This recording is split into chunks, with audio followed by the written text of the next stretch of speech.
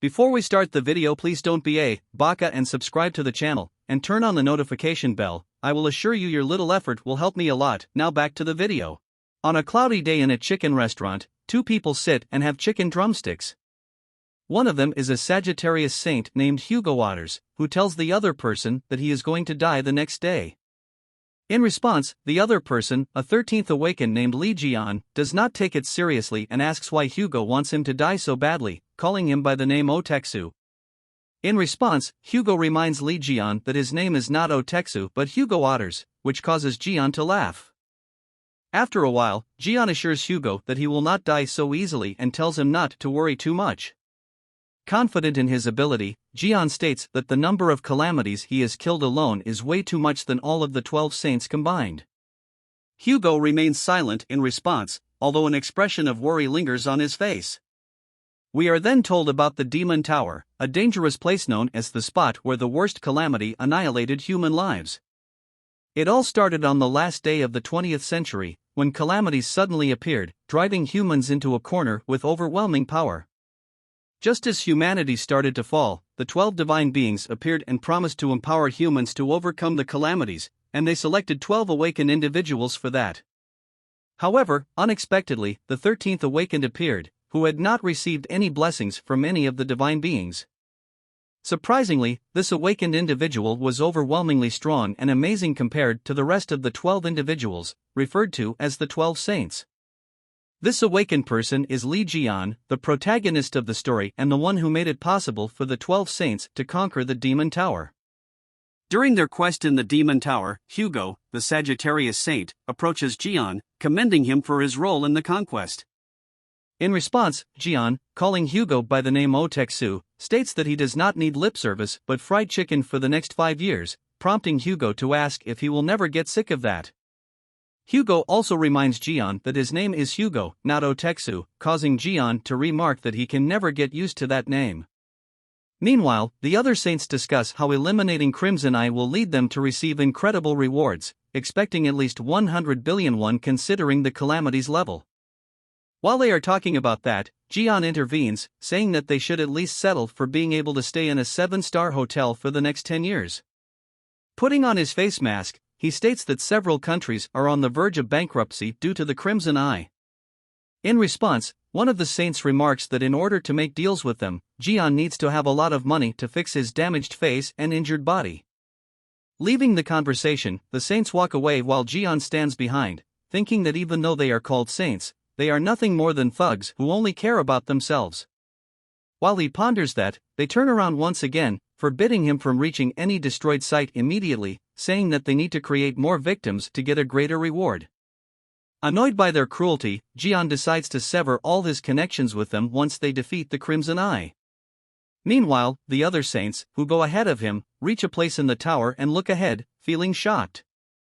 In front of them sits the formidable boss of the Demon Tower, the Crimson Eye, with fierce intent in its eyes. The monster is so dangerous that they all feel pressured by just a single gaze from it, which even leaves Jian surprised. While they contemplate how to defeat the monster, it lets out a loud roar, causing the entire tower to shake violently, leaving them shocked. Suddenly, the ground beneath their feet as well as the walls of the tower begin to crack, followed by a blast that created havoc. As it continues to roar, the floor in the middle of the tower breaks, causing a huge surge of light to emerge from it, leading all the saints to fly up alongside the light. The intensity of the light is so high that it even breaks the roof of the tower and touches the sky. If you want to read this manhwa, you can read it on the sponsor of this video, the mangaexpert.com website. The link will be in the description. Feel free to check it out. Now let's resume the video. After some time, as the light begins to fade away, the saints tremble with fear as they stare in front of them. The floor of the tower in front of their eyes turns into a giant pit filled with lava. On the other side of the pit sits the formidable Crimson Eye on its throne with a cruel expression on its face. Engulfed in shock and trembling with fear, they get up to run away, considering that they cannot fight such a powerful monster and should save their lives instead. While they are running away, Jian looks back at them while standing in his place and ponders how such cowardly people can be called saints. Holding his sword tightly, he decides not to care about them, thinking that he will be the one to defeat the Crimson Eye. Thus, with fierce intent in his eyes, he smiles and leaves his spot, leaping up in the air to launch an attack on the monster.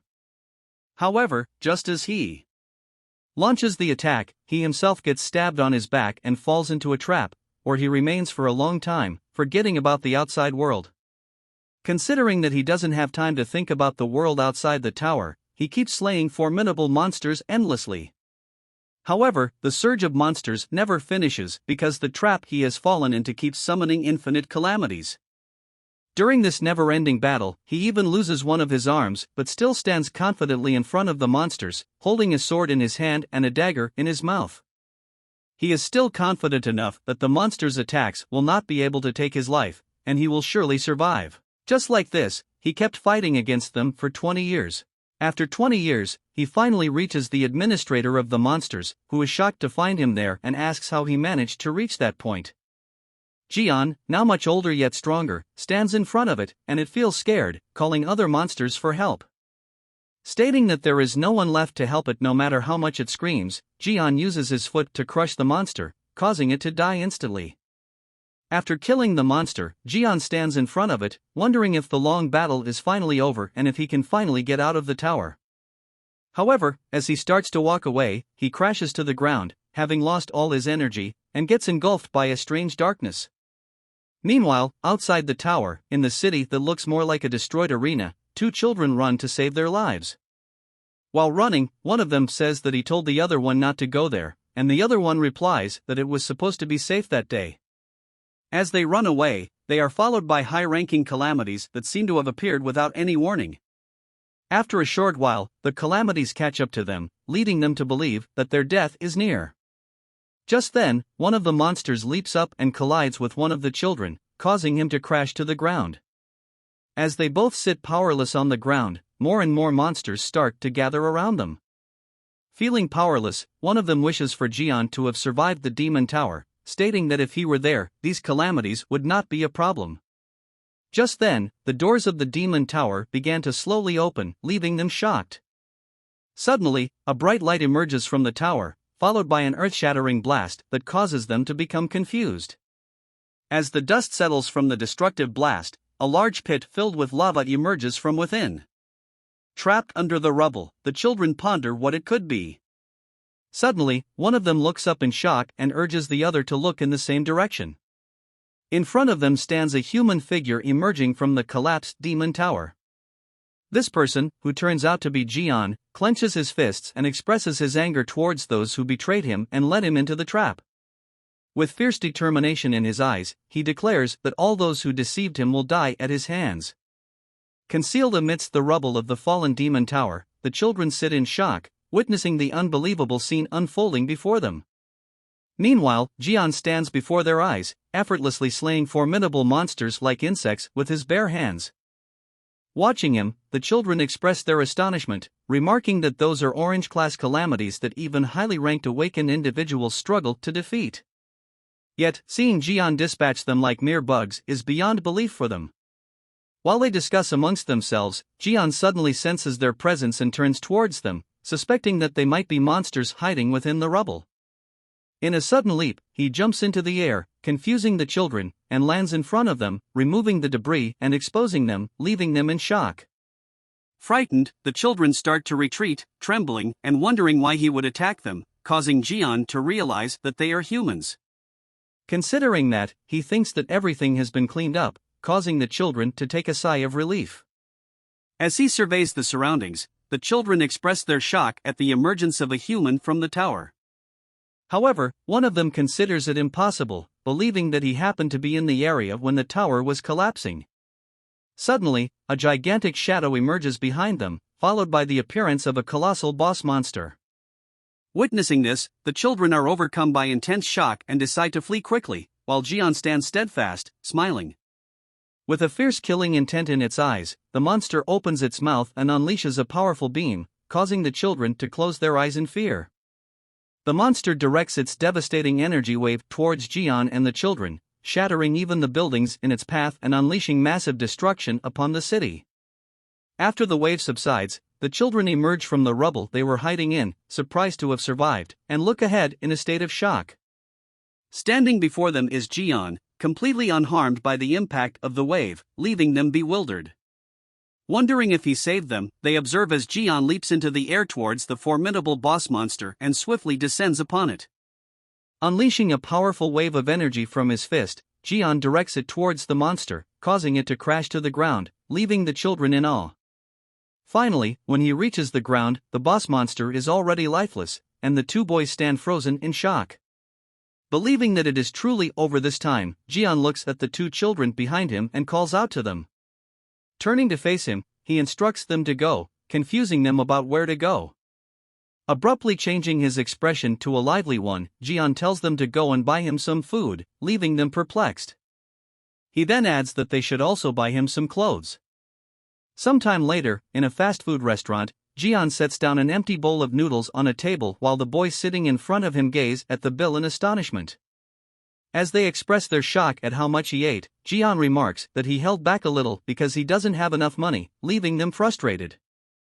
Saying that they promised to buy him everything he wanted as a token of thanks, he turns to the waiter once again, asking for another bowl of soup, which makes the boy angry. Just then, one of them asks who he is and what he was doing around the tower. In response, Jian, who is busy picking his teeth, reveals that he came out of the tower, leaving them shocked. Changing the topic, he turns to the boy, asking who he is and stating that he does not seem like a normal person because he can sense magic in him. In response, the other one reveals that the boy named Jimin is a disciple and inquires if Jian is also a disciple who awakened with the blessings of the divine being. However, Jian disagrees, stating that he does not need to serve them. Just then, he notices his reflection in the spoon and feels shocked to see that his face is no longer as damaged as it used to be. Consumed by shock, he asks if there is a mirror somewhere, and the waiter directs him to it. Reaching the mirror, he removes his shirt and examines his body, feeling surprised to find his entire body recovered. Remembering how his skin, hair, and even teeth used to be severely damaged, he examines all those, thinking that those were difficult to recover without risking his strength. He also feels surprised to notice that his left arm, which was cut during the battle against monsters, is back. While examining his left arm, he suddenly notices a mark of a snake on his palm and wonders what it is. Suddenly, that mark turns into a real snake, causing intense pain in his body and leaving him shocked. Just then, he is informed that because he experienced death, all his achievements will be passed on to a new body, and his zodiac skills will enable him to use the power of Ophiuchus. Just then, he slowly opens his eyes and then closes them once again, getting transported into an open space. When he opens his eyes again, he finds himself floating in space in front of a gigantic snake.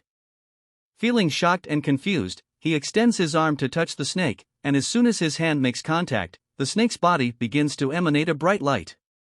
As the glow becomes brighter, he suddenly finds himself back in front of the mirror, sitting on the floor with his body sweating. Confused, he stares at his reflection when the boys, standing in front of him, ask if he is okay. Turning to them, he asks if they did not see the gigantic snake.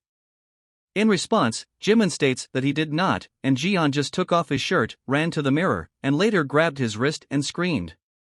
Looking at the mark of the snake on his palm, Jian wonders if others were not able to see it, while the boys stand quietly, thinking of him as strange. Just then, the bright light emerges in front of him once again, notifying him that he has become the master of Ophiuchus.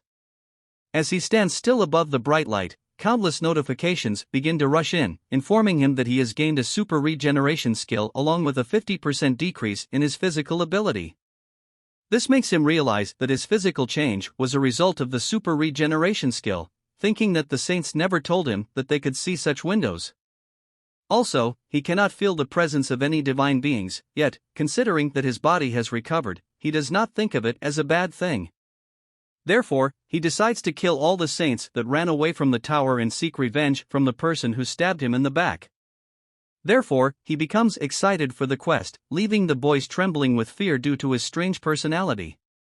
Meanwhile, news of the demon tower collapsing spreads throughout the city, attracting numerous agencies and broadcasters. Gathering around the rubble of the destroyed building, they consider it a significant event for the entire world. Observing the pile of rubble, people speculate that the demolished tower was a landmark of the place, pondering whether Li Jian's followers, the disciples who hated him, were responsible. However, as they look at the dead monsters, they doubt that even the higher-ranking disciples could have achieved such a feat and wonder who killed them and destroyed the demon tower. Contemplating this, they question if Jian truly survived in the tower and returned, deciding to wait and see in order to confirm. Meanwhile, in a large building, a ceremony goes on with countless cameras focused on a person named Yang Wei. Turning to him, reporters start inquiring about his thoughts on the tower's collapse and whether there is a chance that Li Jian is still alive. In response, Yang Wei, the Aries saint, refuses to address the question and walks away. While sitting in the car to depart, he vents his frustration upon hearing Li Jian's name mentioned countless times that day. He considers Jian's survival and his 20-year stay in the tower impossible, believing that defeating countless black-ranked demonic beasts would have been unachievable. Puffing on his cigar, he believes that escaping from there could only happen by miracle, an impossible feat for anyone. He reassures himself that Jian's body has already been ravaged by the recoil of his power and that he hasn't received any blessings from divine beings like the saints. However, he still fears that if Jian has indeed survived, it would be disastrous for them, as everything would be over. Meanwhile, Jian, who is busy watching something on the phone, decides to eliminate one specific person first. At an airport in England, an aeroplane lands, and a person emerges from it, receiving a warm welcome from the people who consider it an honor to meet him. The person turns out to be Hugo, the Sagittarius saint and Jian's best friend. Exiting the aeroplane, Hugo inquires about the Prime Minister's location and is informed that he is waiting at his residence with a vehicle prepared to take him there. Upon hearing this, Hugo instructs them to head directly there, proceeding ahead while the people standing there consider him to be very dignified. Observing his humble personality, they believe that a person like him is a true chosen one. While traveling in a car towards the Prime Minister's residence, Hugo remains quiet, gazing out of the window, when suddenly his phone starts ringing.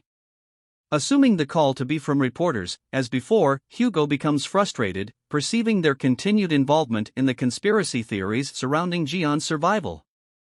The constant ringing from an unknown number irritates him, and he flips his phone, remarking that it has already been 20 years. Afterwards, he resumes looking outside, reminiscing about the time he told Jian he would die the next day, but Jian ignored it as a joke that could never come true. He remembers that during the raid on the Demon Tower, he was taking care of the monsters outside the tower at Jian's request.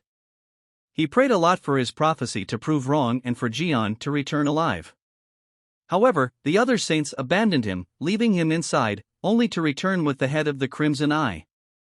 As a result, their achievements were widely acknowledged, and they were regarded as heroes who gained a lot of power and authority. However, Hugo was never ready to believe that Jian really died and requested the search of the tower countless times. However, the other saints refused to do that, stating that he should know about the danger of emerging monsters and calling the fact that Jian was alive nonsensical. They told him that if he wants to look for him desperately, he can go inside alone, but it would only lead to his death, reducing the number of saints to 11. This both enraged and discouraged him from entering the tower again, despite desperately wanting to do so. Remembering that time, Hugo feels remorseful and continues to look out of the car, thinking that no matter how strong Jian is, his survival is impossible and it is already too late. While he is thinking about that, he receives a call from the Prime Minister and picks it up, asking what the matter is. In response, the Prime Minister begins to discuss the same incident of the Demon Tower falling. Holding his head in frustration, Hugo realizes that the Prime Minister also intends to discuss the same. Therefore, he apologizes to the Prime Minister in advance, saying that if they want him to search for Jian, he is refusing to do so. He shares his belief that Jian died in the Demon Tower, and the people behind this incident might be his followers.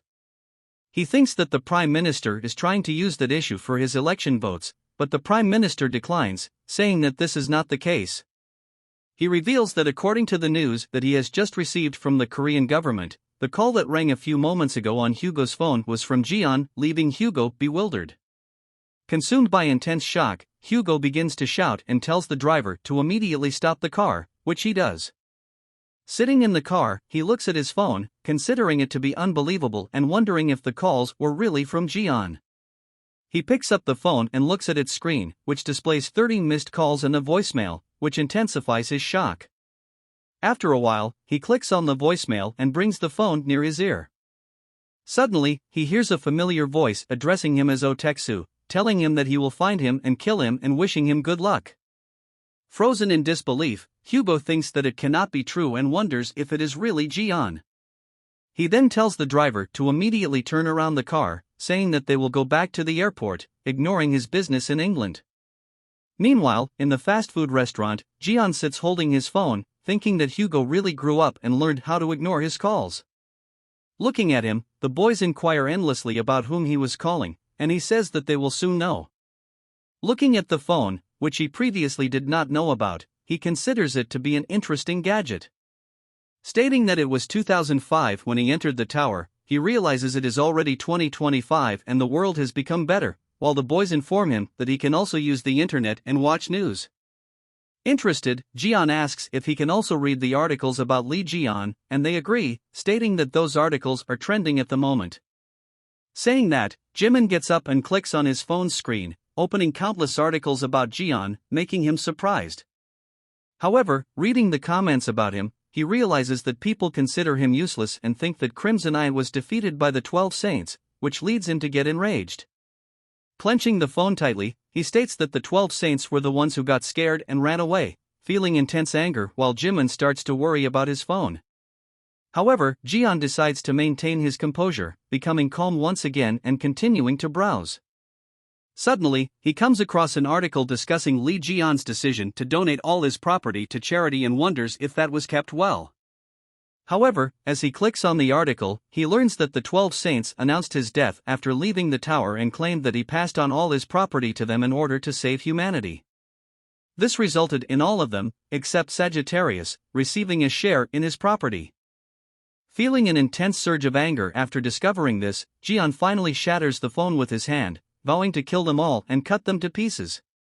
Seeing the phone get destroyed, Jimin starts to cry hard. Meanwhile, Jian wonders what to do, thinking that although he wants to announce his return, his appearance has changed a lot, and people will not believe him even if he tells them. Therefore, he decides to stay quiet and deal with the Saints one by one, while Jimin keeps crying, holding his broken phone. While the other boy is calming him, Jian sits quietly with a strange energy slowly surrounding him without him noticing. Just then, he gets a notification that someone is watching him, leading him to realize the source of it. Therefore, he gets up and starts heading out, causing the children to ask where he is going. He replies that he is only going out to get some fresh air. As he goes outside, he notices countless demon-like creatures surrounding the restaurant and wonders if they are the underlings of Aries.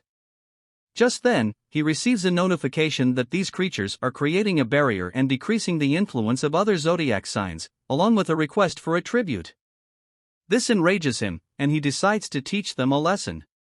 Just then, he hears someone's voice calling his name, expressing their frustration at hearing it everywhere, and he turns around to see two people coming his way. While he watches them with confusion, one of them states that he has gotten all the attention in the news and wonders why it is happening despite him being a lost case.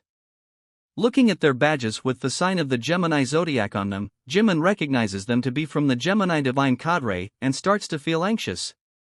Noticing Jian, the people suddenly stop, while Jimin tells Jian to come back inside, stating that he should not get into an argument with those people. Just then, one of the two asks why he is blocking their way, telling him to go away, leading Jimin to realize that they cannot stop what is about to happen. Just then, the person who is smoking the cigarette takes in the smoke and exhales it on Jian's face. As he stands still in response, the person gets near him, asking if he is angry and telling him to try and hit him if he really is angry. While he is still standing quietly in response, the girl tells the person to leave him, stating that he might be scared. So, they begin to move away, stating that losers like him are the ones who like Li Jian. While he is standing, trying his best to control his anger, they keep commenting on Jian being the weakest compared to the 12 Saints. Just then, Jimin and his friend approach him, appreciating his efforts to keep himself composed. However, the very next moment, Jian bursts into anger and turns to the Gemini disciples, addressing them as roaches. Surprised as well as enraged, they turn back, asking if he really called them roaches, and he loudly agrees, calling them a couple of cockroaches once again. Coming back towards him, the individual asks him to repeat his words once more, referring to him as a mere ordinary person from whom he cannot even sense a trace of mana. While he is saying this, Jian extends his finger towards the person's forehead and lightly flicks it, causing the person to crash back to the ground. Witnessing this, the person's partner and the boys are filled with immense shock, while Jian stands confidently with a smile on his face. At that moment, the girl, who was previously in a state of shock, begins to counterattack. In response, Jian smiles and remarks that she was mistaken to think he would not notice her actions from behind. Turning around at a swift speed, he flicks her with his finger as well, causing her to crash to the ground just like her partner. After doing that, he confidently states that they did not even amount to that much. Addressing him, the boys worriedly ask how he can use his abilities in the middle of the street. In response, he turns around and explains that they would have been dead if he had employed his true abilities. Realizing that he has defeated the A-ranked disciples with just a single flick of his finger, the children are left in profound shock. Meanwhile, Jian approaches the Gemini disciple, sits down beside him, and observes the necklace he is wearing. Taking the necklace off his neck, Jian holds it in his hand and expresses that he felt an odd sensation while striking the person, which he attributes to the necklace.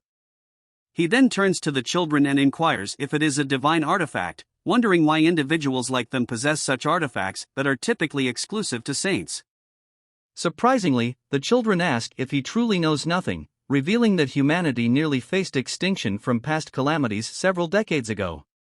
As a result, due to the difficulty of relying solely on 12 individuals to save humanity, the saints gathered followers and established divine cadres. They explained that those awakened by the saints and granted power are called disciples, ranked in accordance with their strength and faith, all under the leadership of the saints. They further disclosed that selected disciples receive gifts from divine beings based on their devotion. This revelation makes Jian realize the immense changes that have occurred in the world during his 20-year absence.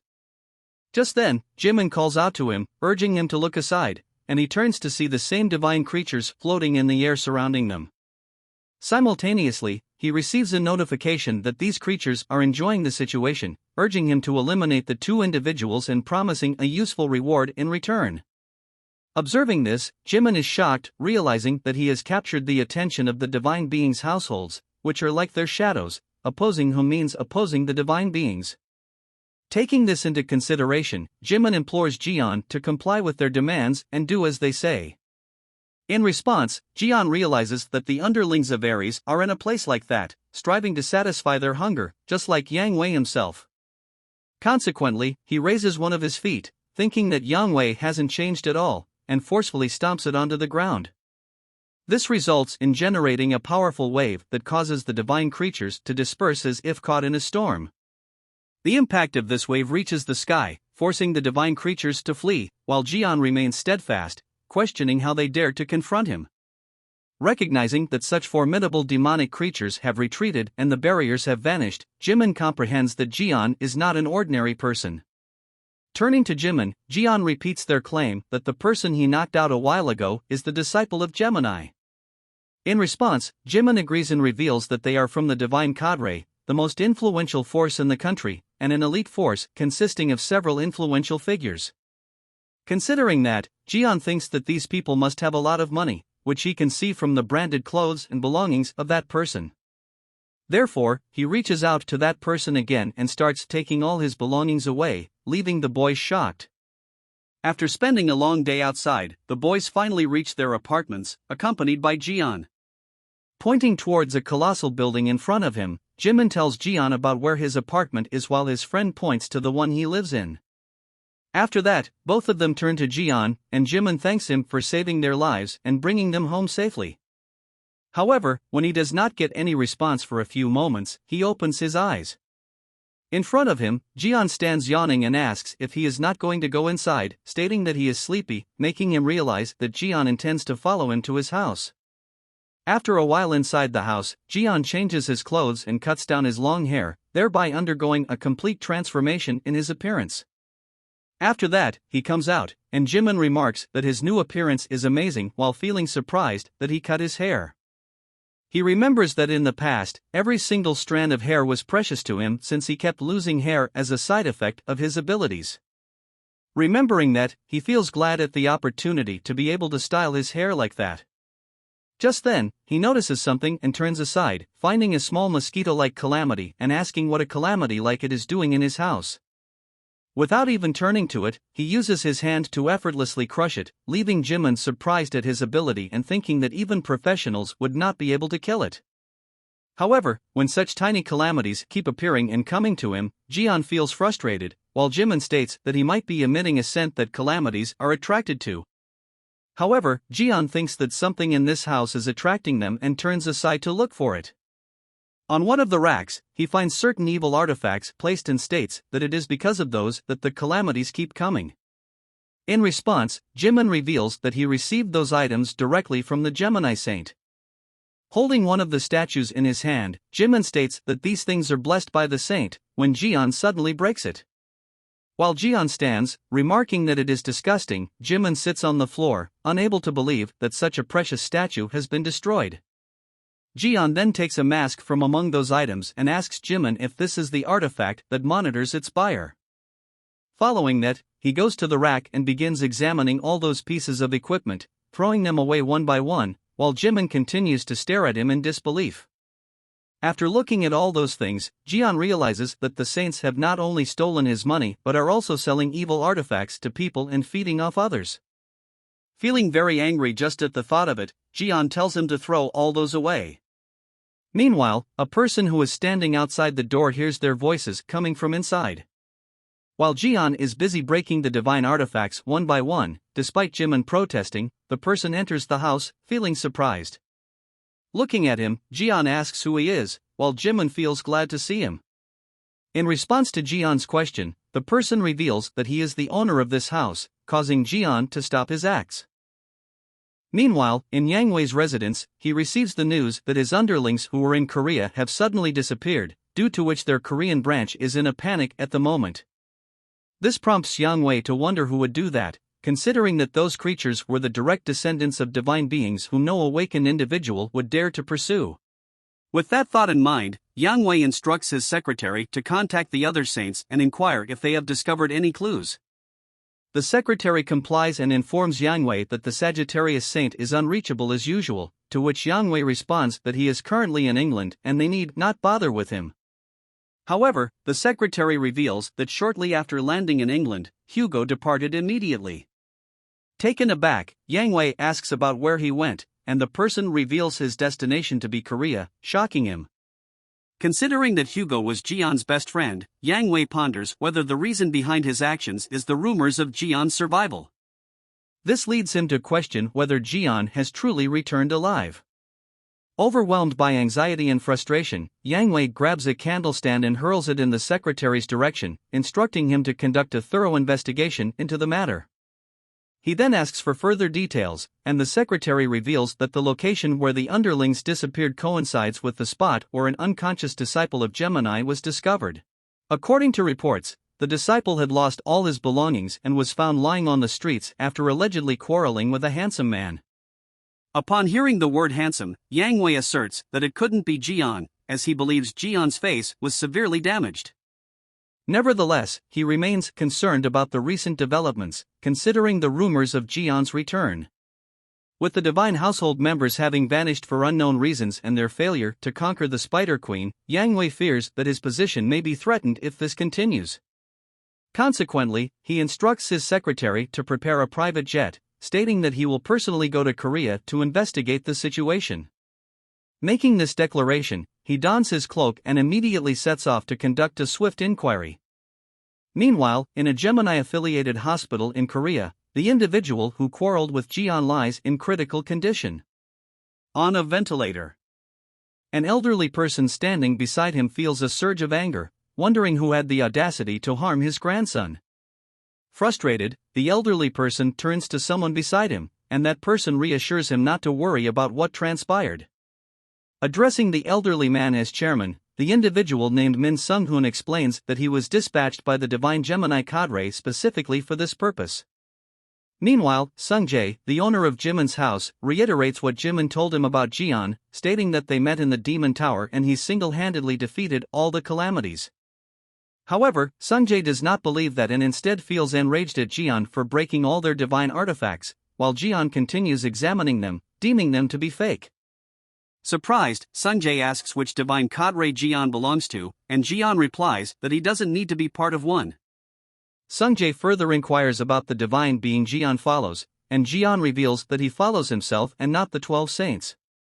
Taken aback once more, Sungjae asks about Jian's awakened class, to which Jian discloses that he belongs to the production class. Finally, Sungjae requests Jian's name, and Jian reveals it to be Li Jian, causing Sungjae to become overwhelmingly furious and emit flames of mana from his body. Accusing Jian of trespassing on their house, breaking their divine artifacts, and pretending to be Li Jian, Sungjae becomes enraged, asking how he. Just then, Jian is informed that the mana of the disciple of Gemini is exploding, which he finds cool, and he states that he is going to burn down his house like this. Just then, Jian activates his newly found skill, the Gaze of the Divine, and views the statistics of Sungjae, realizing that he is a powerful disciple of Gemini belonging to the Punisher category. Upon seeing all of this, Jian thinks that Sungjae is already using a high-ranking summon at such a young age, calling him a genius. Just as Sungjae's powers begin to intensify, Jimin tells Jian to run away, stating that Sungjae is an A-ranked Gemini disciple and a severe Li Jian fanatic. Meanwhile, Sungjae, consumed with fury, tells Jimin to leave the house if he does not want to die. However, just then, Jian reaches behind him and forbids him to play with fire like that, leaving him shocked. Immediately, Jian directs his powers towards Sungjae, knocking him down. In a good mood, Jian asks if Sungjae plans to burn the whole building down.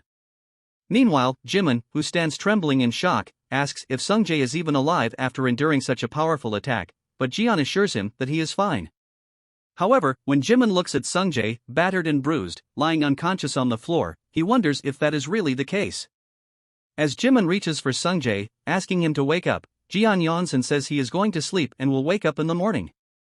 However, as he opens the door and enters the room, he finds countless statues of himself lying on the table. Surprised, he asks what those are. In response, Jimin repeats that Sungjae is a Li Jian fanatic, while Sungjae forbids him from entering the room, saying that he values that collection more than his life. Ignoring their protests, Jian approaches them and starts to take their heads off, stating that his old appearance makes him feel uncomfortable. Seeing that, Sungjae starts to shout, calling him crazy and telling him to stop. But Jian continues, stating that he is not crazy but the real Li Jian. This causes Sungjae to cry, feeling powerless. The next day, at a coffee shop, Hugo watches the news about the quarrel between two Gemini disciples and a suspicious individual who took away all their belongings after humiliating them. Upon hearing that, Hugo realizes that it is indeed Jian in size, wondering why he is doing such things. Just then, a waitress approaches him to take his order, but Hugo quickly recognizes her as Yang Wei in reality, leaving him surprised. With a cruel smile on his face, Yang Wei tells Hugo that he has not been able to contact him for quite a while. He puts his hand on Hugo's shoulder and remarks that Hugo must have thought about Jian since he is also in Korea, asking him to share whatever he knows. In response, Hugo becomes enraged, stating that this is the reason he hates Yang Wei because he has a habit of possessing other people's bodies. Suddenly, Yang Wei leaves the body of the waitress, leaving her confused about what she was doing a while ago. Meanwhile, Hugo feels enraged at Yang Wei's cruel tricks and thinks that he needs to find Jian before anyone else. Meanwhile, in the Buchenjianggi Mart while grocery shopping, Jimin asks Sungjae if that person is really Li Jian, but Sungjae declines, saying that he looks completely different. He states that Jian is a hero who saves humanity and can never be a thug like that person. However, Jimin argues that he saw him coming out of the tower and that he is really strong, considering that he might be telling the truth, yet Sungjae declines. Sungjae states that it is something his father told him, so he is certain, causing Jimin to recall that his father is the Sagittarius saint, Hugo. Changing the topic, Sungjae suggests going to the counter and paying for the things they have bought. However, just then, they hear someone shouting "thief" behind them. As they turn around to see, they suddenly collide with a person who swiftly takes out their wallets and runs ahead.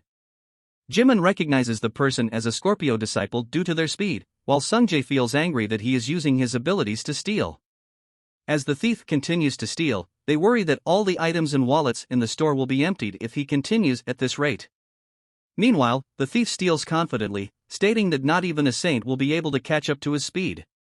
After some time, he decides he has had enough and plans to head to the next location. However, before he can do so, Jian catches him and forcefully punches him in the abdomen, causing him to scream in agony and become shocked. Surprised to see him, Jimin asks what he is doing there, and he replies that he forgot to tell them to bring some chicken.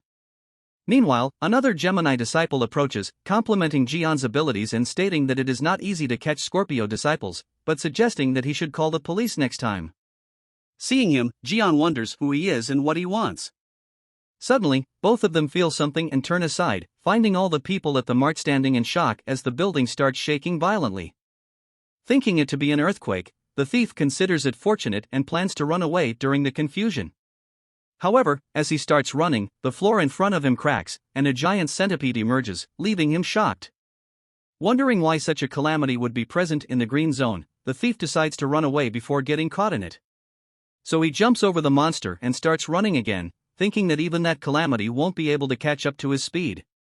However, just as he is about to escape, the face of the monster suddenly appears before him and tears him into shreds, leading to his death. Suddenly, a strange-looking creature with a human face appears above the monster's head as the people gaze at it in shock. At that moment, it is announced that the Spider Queen has appeared in the mart along with other dangerous high-ranking calamities, urging the civilians to quickly evacuate the place. Hearing that, the people start running towards the exit in bewilderment, followed by an endless surge of monsters that transform the area into a red zone. While the people are running in different directions to save their lives, a small child stands near the monster, crying helplessly. However, as the monster draws near with the intent to kill the child, Jian appears from behind and knocks the monster down with a single punch. The child watches this with surprise as Jian turns to him and states that he should watch where he is going, causing the child to tremble in fear. Approaching the child, Jian extends his hand and asks if the child is all right. However, to his surprise, the child starts screaming and runs away. Seeing that, he feels disappointed yet relieved at the child being unharmed, and turns towards the monster he just killed, wondering why there are more calamities in the mart than people. Unable to find the reason, he looks at the deadly monsters approaching him and thinks that it has been quite a while since he has done some warming up. While traveling in a car, Yang Wei receives the news of a calamity invading a mart and feels shocked to hear that the calamity that broke in is the Spider Queen. This is bad news for him, and considering that they failed to subjugate it the last time, so they barely sealed it, Yang Wei wonders if it somehow escaped. He thinks that it would be hard for him to take on a red-level calamity on his own. He recalls that after the calamities began to appear, people divided them into 6 levels, with blue as pure, green as safe, and yellow as caution. Meanwhile, those on the orange level were considered dangerous, the red ones as the rulers, and the most dangerous, the black ones, as the monsters representing human extinction. This realization makes Yang Wei think that if a red-level Spider Queen is present, the mart might have already become a red zone. Just then, his driver asks what they are supposed to do about the mart, and after a short pause, he states that they should bury it. Thinking that no one must know about their defeat, Yang Wei orders him to say that all the people in the mart are dead and send disciples there to bury the entire building.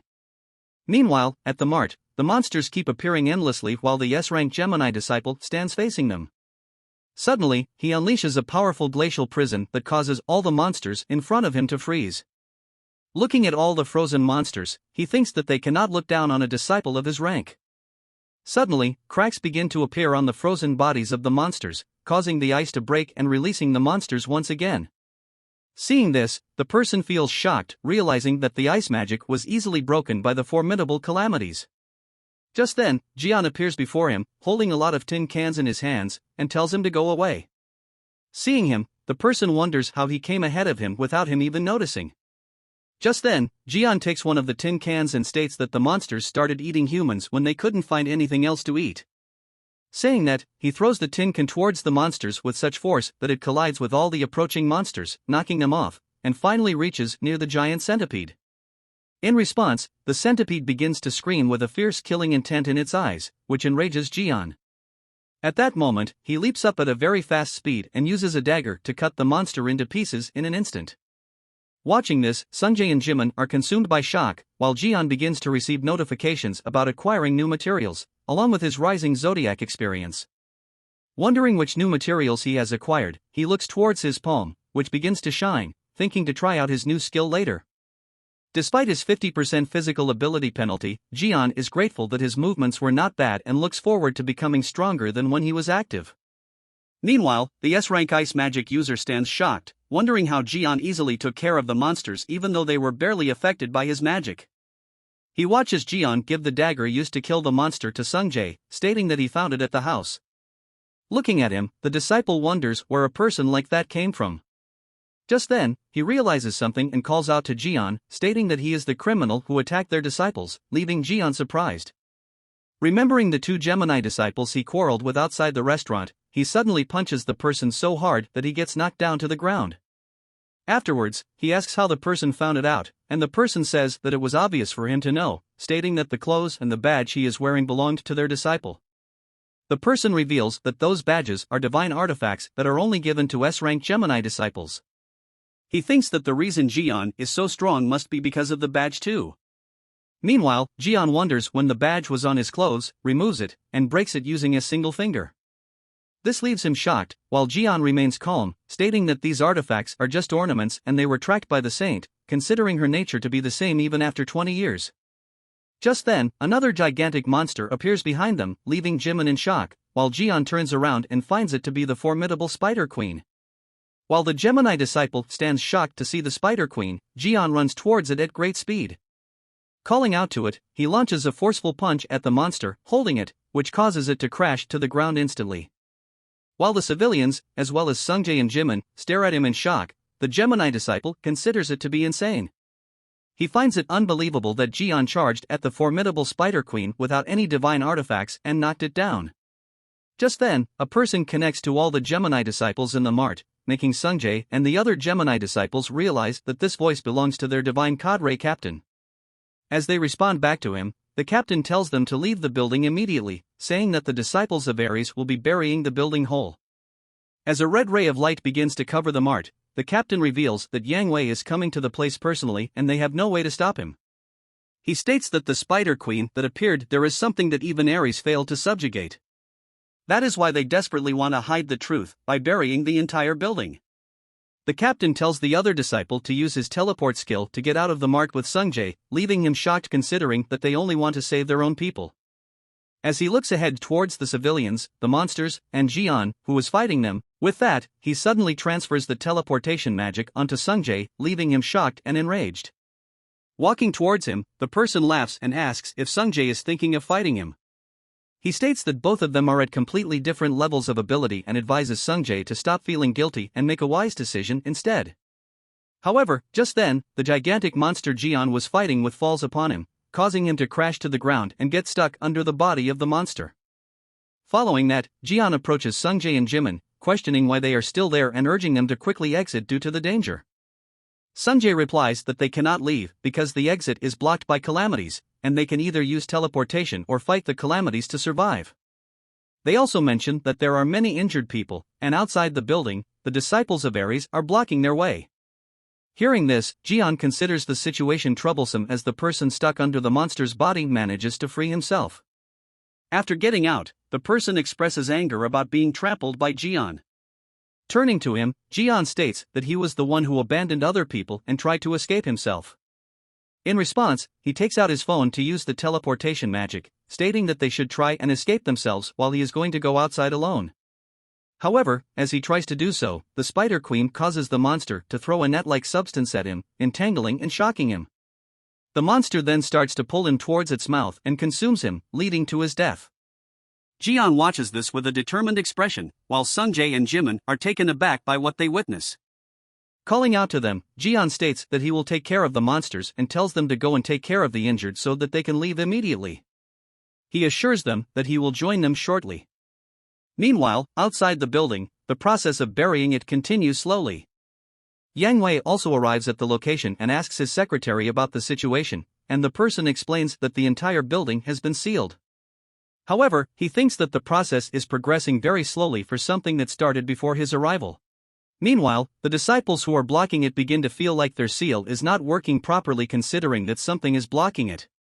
Suddenly, a bright light emerges from within the building, shocking everyone. This is followed by the emergence of a gigantic snake, which leaves them all frozen in disbelief. Moments later, the civilians who were trapped inside start coming out and approach the disciples, informing them that someone has killed all the calamities and request help for the remaining people. Hearing about that, Yang Wei stands shocked, considering it to be impossible, thinking that killing the spiders was something that even he himself was unable to do. Therefore, he decides to check it himself and tells his disciples to wait outside. With that, he suddenly jumps up and takes a shortcut route to reach inside the building in an instant. Once there, he is surprised to find the formidable monster lying dead in front of him. Seeing that, he wonders how someone killed such a monster and wonders who that person was. Looking at the surroundings, he finds fresh traces of battle and thinks that something must have happened inside, wondering if the Spider Queen really got hunted. This causes him to hold his head up, thinking that the issue is becoming bigger and bigger, which, along with other things that need his attention, makes him frustrated. Just then, he feels something strange and runs towards the window. Looking down in the street towards a person, he wonders why he is there and watches Hugo standing with the rescue team in front of the building. This makes him wonder if Hugo is the one who did all that, considering that it makes sense if he thinks that way. While he is thinking about that, Jian calls out to him from behind, stating that they have not seen each other for quite a while and asking why he has such a bad expression on his face. Recognizing the voice as belonging to Li Jian, Yang Wei feels utterly shocked. Meanwhile, in the street, the rescue operation continues with countless ambulances and rescue workers helping the injured. Sitting among the rescued people, Sung-jae wonders if that person is really Li Jian, thinking that despite his different appearance, his movements seem to be the same. Just then, someone calls out to him, and he turns around to see Hugo, who asks what he is doing there. In a cold tone, he inquires when Hugo came back to Korea, prompting Hugo to ask if this is the tone he should use while talking to his father. This causes Jimin to laugh while Sung-jae continues to look ahead with the same cold expression. Noticing his expressions, Hugo changes the topic and states that he does not seem to be badly injured and will be fine after receiving treatment. He then asks Sung-jae if he was in the mart, stating that he heard about a calamity being killed and asking if he saw the person who killed the monster. In response, Sung-jae coldly agrees, causing Hugo to smile and wonder who he is after. Just then, Jimin asks Sung-jae if Jian will be alright, leaving Hugo shocked. Holding Jimin by the shoulders, he inquires if he just mentioned Jian's name and asks where he is and how he knows him, leaving him confused. In response, Jimin asks if Hugo's name is Oteksu and reveals that Jian is inside the mart, has defeated the Spider Queen, and has told them that his name is Li Jian. Shocked to hear that, Hugo asks him to tell him about it in detail. Just then, a massive blast erupts from the building of the mart behind them, causing Hugo to look behind him in confusion. Meanwhile, inside the broken building, Yang Wei tries his best to fight against Jian, who remarks that he is too much. Stating that it has been 20 years since they have met, Jian asks why he would attack him out of nowhere. However, Yang Wei still struggles to believe that he is really Jian, who came out of the tower alive. Looking at him closely, he thinks that the person indeed resembles Jian a lot, but he does not have any scars on his face, and his voice is also somewhat similar. However, considering that he is so young to be Jian, Yang Wei turns to him and asks how he dared to impersonate Li Jian, stating that he got scared for nothing. Hearing that, Jian stands confused while Yang Wei continues, stating that he should have known his place and not gone against him. Saying that, he rushes towards Jian to attack him, but Jian, with a single punch, knocks him off the building, asking how he can think of it as a lie. While he is still in the air, Jian reaches the opposite side of him and kicks him like a football, crashing him to the ground. Landing in front of him, Jian states that people like him really need to learn a lesson and asks if his life became better after getting rid of him. Stepping towards him, Jian states that he heard about how they stole all his assets and forged his will, making him even more anxious. With a cruel expression on his face, Jian states that he is going to kill them all and will start with him, destroying his house, his divine cadre, and all his divine artifacts. This causes Yang Wei to get shocked, and he thinks that he cannot let this happen. He thinks that the way this person speaks and acts does not seem like bluffing, and he was unable to see his movements when he attacked. Considering that, he wonders if the person is really Li Jian, who came back after surviving the tower. However, considering it impossible, he gets up once again and says that if he is really Li Jian, then he should try to prove it to him. With that, Yang Wei rises into the air, emanating a strange energy, and summons his special powers, which lead to the appearance of the Aries owner, the Jade Emperor. Observing this, Jian smiles, considering it to be only a partial manifestation of the divine being. Just then, Yang Wei makes a single finger movement, causing magical chains to emerge from the ground and restrain Jian. Yang Wei asks if Jian thought of them as too weak and proceeds to summon countless swords and weapons, forming a circle around Jian. Activating his royal skill, known as the divine being's weapon, Yang Wei directs all the weapons towards Jian. Without a single trace of fear or anxiety on his face, Jian acknowledges the skill as amazing, causing Yang Wei to feel anxious. With all his might, Yang Wei directs the weapons at Jian, who remains motionless, ensnared by the heavy chains. Suddenly, all the weapons strike Jian's body, forming a massive pile of weapons where he stood. After some time passes, Yang Wei notices no movement beneath the weapons and wonders if Jian is dead. Approaching the pile of weapons, Yang Wei states that he was initially surprised by Jian's return from the tower, but he has proved himself to be as foolish as ever. He mocks Jian for attempting to fight against him, boasting about his increased energy in the past 20 years. Suddenly, the pile of swords begins to emanate a bright light. While he is staring at it with shock, the weapons start to break, and Jian emerges from within the pile, delivering a powerful punch to Yang Wei's face, causing him to crash to the ground. Lying on the ground, Yang Wei wonders how Jian survived such a massive attack and questions if he truly is Li Jian.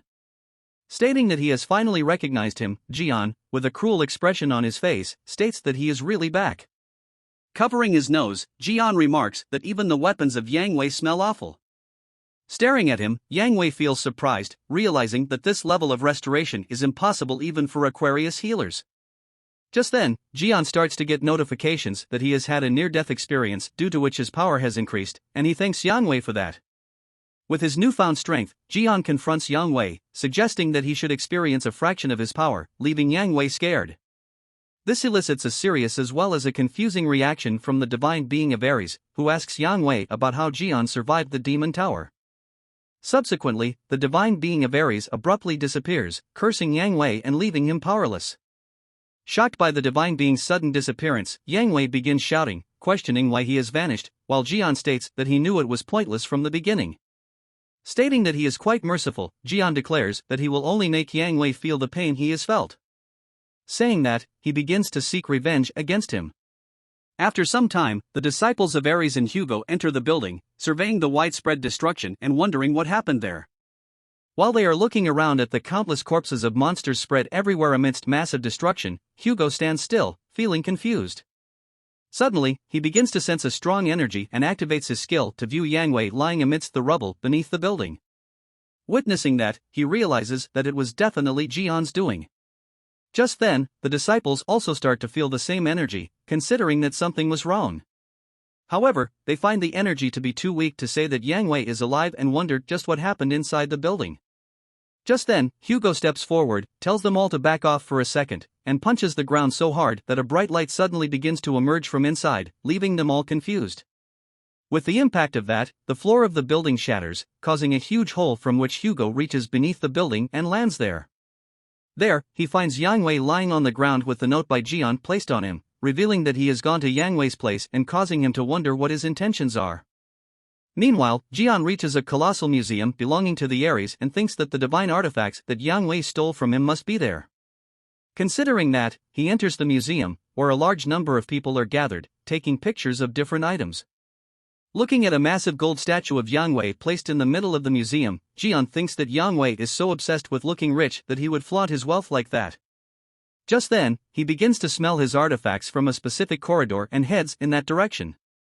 There, he finds a lot of items but finds most of them to be fake. Just then, he comes across his toothpick, placed in one of the glass boxes, and feels glad to have finally found his most precious item. Suddenly, all the people at the museum become attentive due to the burglar alarm that starts to ring all of a sudden, making them think that there is a thief. While Jian stands holding the toothpick in his hand, having broken the glass box, a large number of guards gather around him, telling him to surrender. In response, he smiles and says that he does not want to, and he lightly swings the toothpick, causing all of the guards to experience a stormy wind that knocks them all to the ground. Holding the toothpick, he states that it feels good to use something that he is familiar with and summons his most precious divine artifact, Lime, an adorable-looking creature. This discovery of the divine artifact leads him to unlock various new skills as well as enhance the older ones. Placing Lime on his shoulder, he states that they should start heading out when he comes across a door from which he senses the strong energy of Aries' divine artifacts. Considering that it would be disappointing for him to leave empty-handed, he opens the door and enters inside to collect the items belonging to Yang Wei. Meanwhile, Hugo reaches the museum and feels surprised, wondering if he has gotten too late as he watches the people rushing out of the museum that is engulfed in flames. This scene leads him to feel overwhelmed as well as frustrated. Meanwhile, Jian emerges from the museum, holding a huge sack filled with divine artifacts and stating that he has started to feel hungry. Just then, Hugo, who is standing in front of him, calls out to him, making him feel surprised. Suddenly, Hugo starts to run towards him with tears in his eyes. As he reaches for him, Jian states that they cannot be friends anymore, but to his surprise, Hugo ignores him and reaches for the person coming behind him, thinking that person to be Jian. While Jian stares at him in shock, Hugo starts talking to that person, asking if he should have told him if he was alive and inquiring about his well-being. Feeling angry at being ignored, Jian turns to him and kicks his face, asking if he doesn't even remember his face. As he lies on the ground, Jian says that he should be beaten up to understand that there are some things he should never confuse. Bewildered for a moment, Hugo looks at Line sitting on Jian's shoulder and wonders if the person before him really is Jian. In response, Jian asks if he needs a beating to come back to his senses, addressing him as Oteksu. This makes him realize that he is indeed Jian, causing him to get up and hug Jian tightly, leaving him confused. In response, Jian punches his abdomen, asking why he is hugging him out of nowhere, causing him to laugh and state that he really is Jian.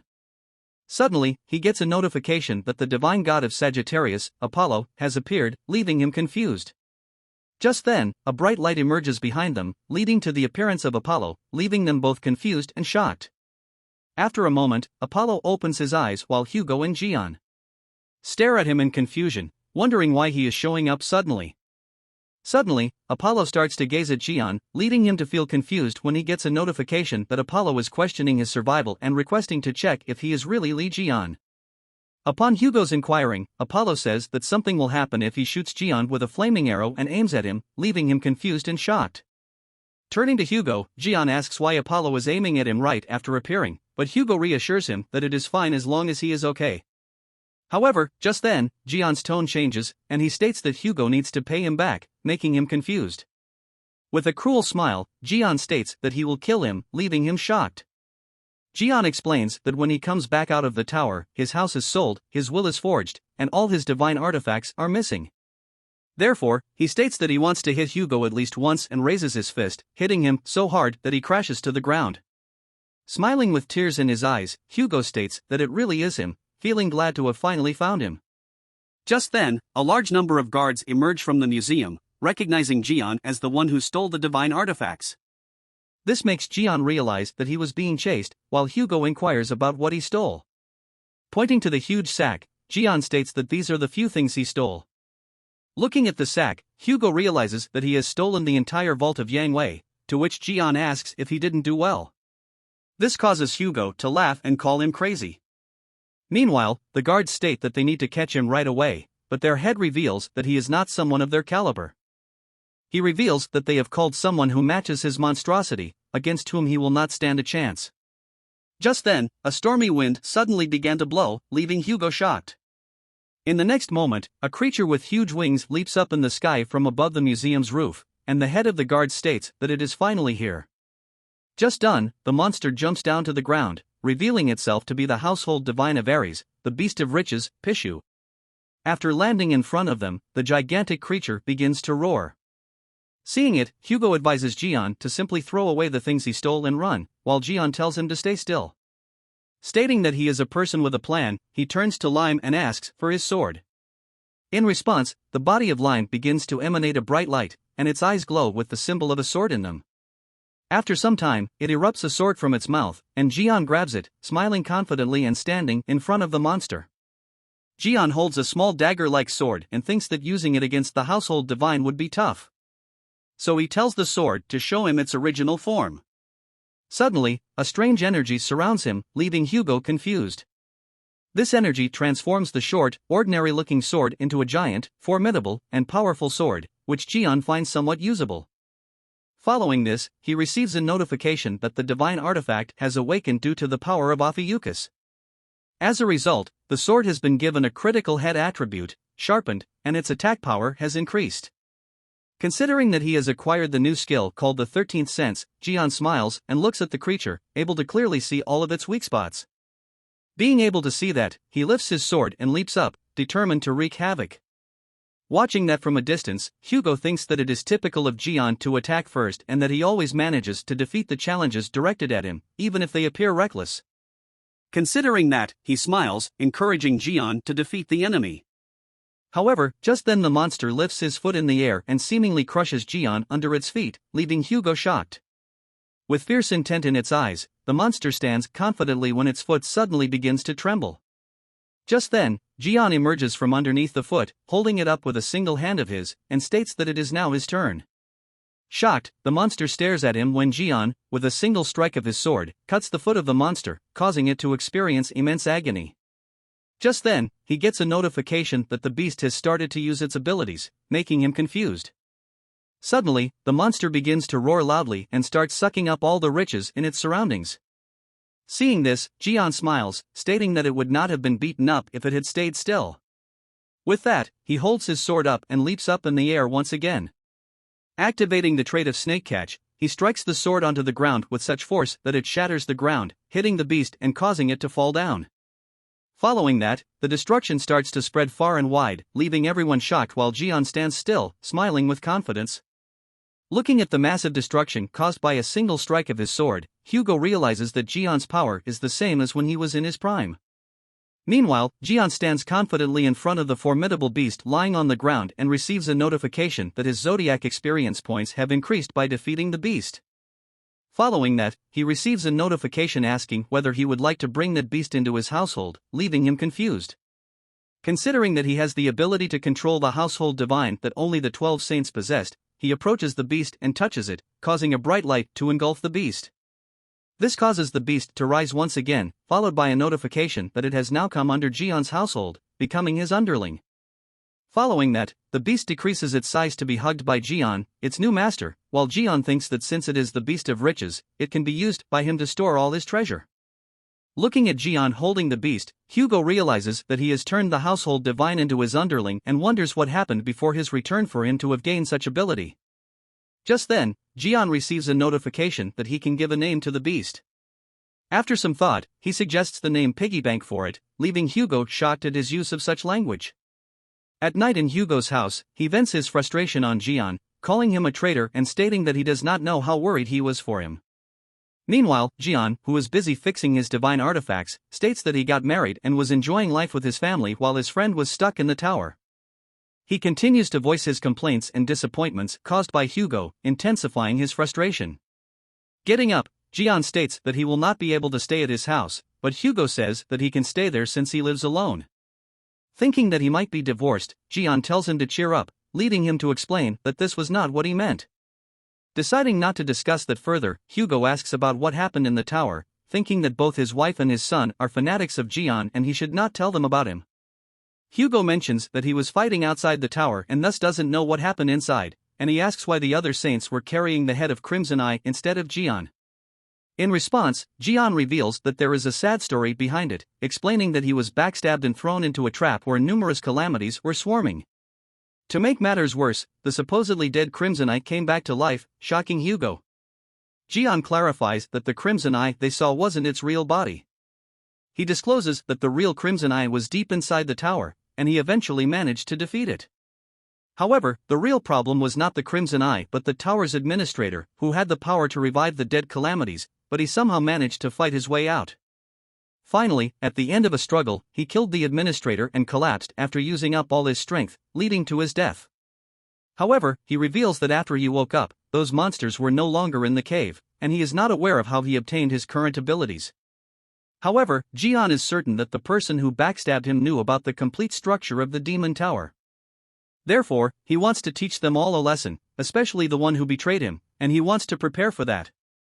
To do so, he needs to create equipment to use against them, so he activates his creation workshop skill.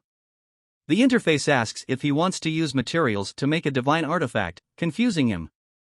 After a few moments, a log of usable materials appears, including those obtained from defeating various monsters. Looking at all the materials, Jian decides to experiment by using them all to create an artifact.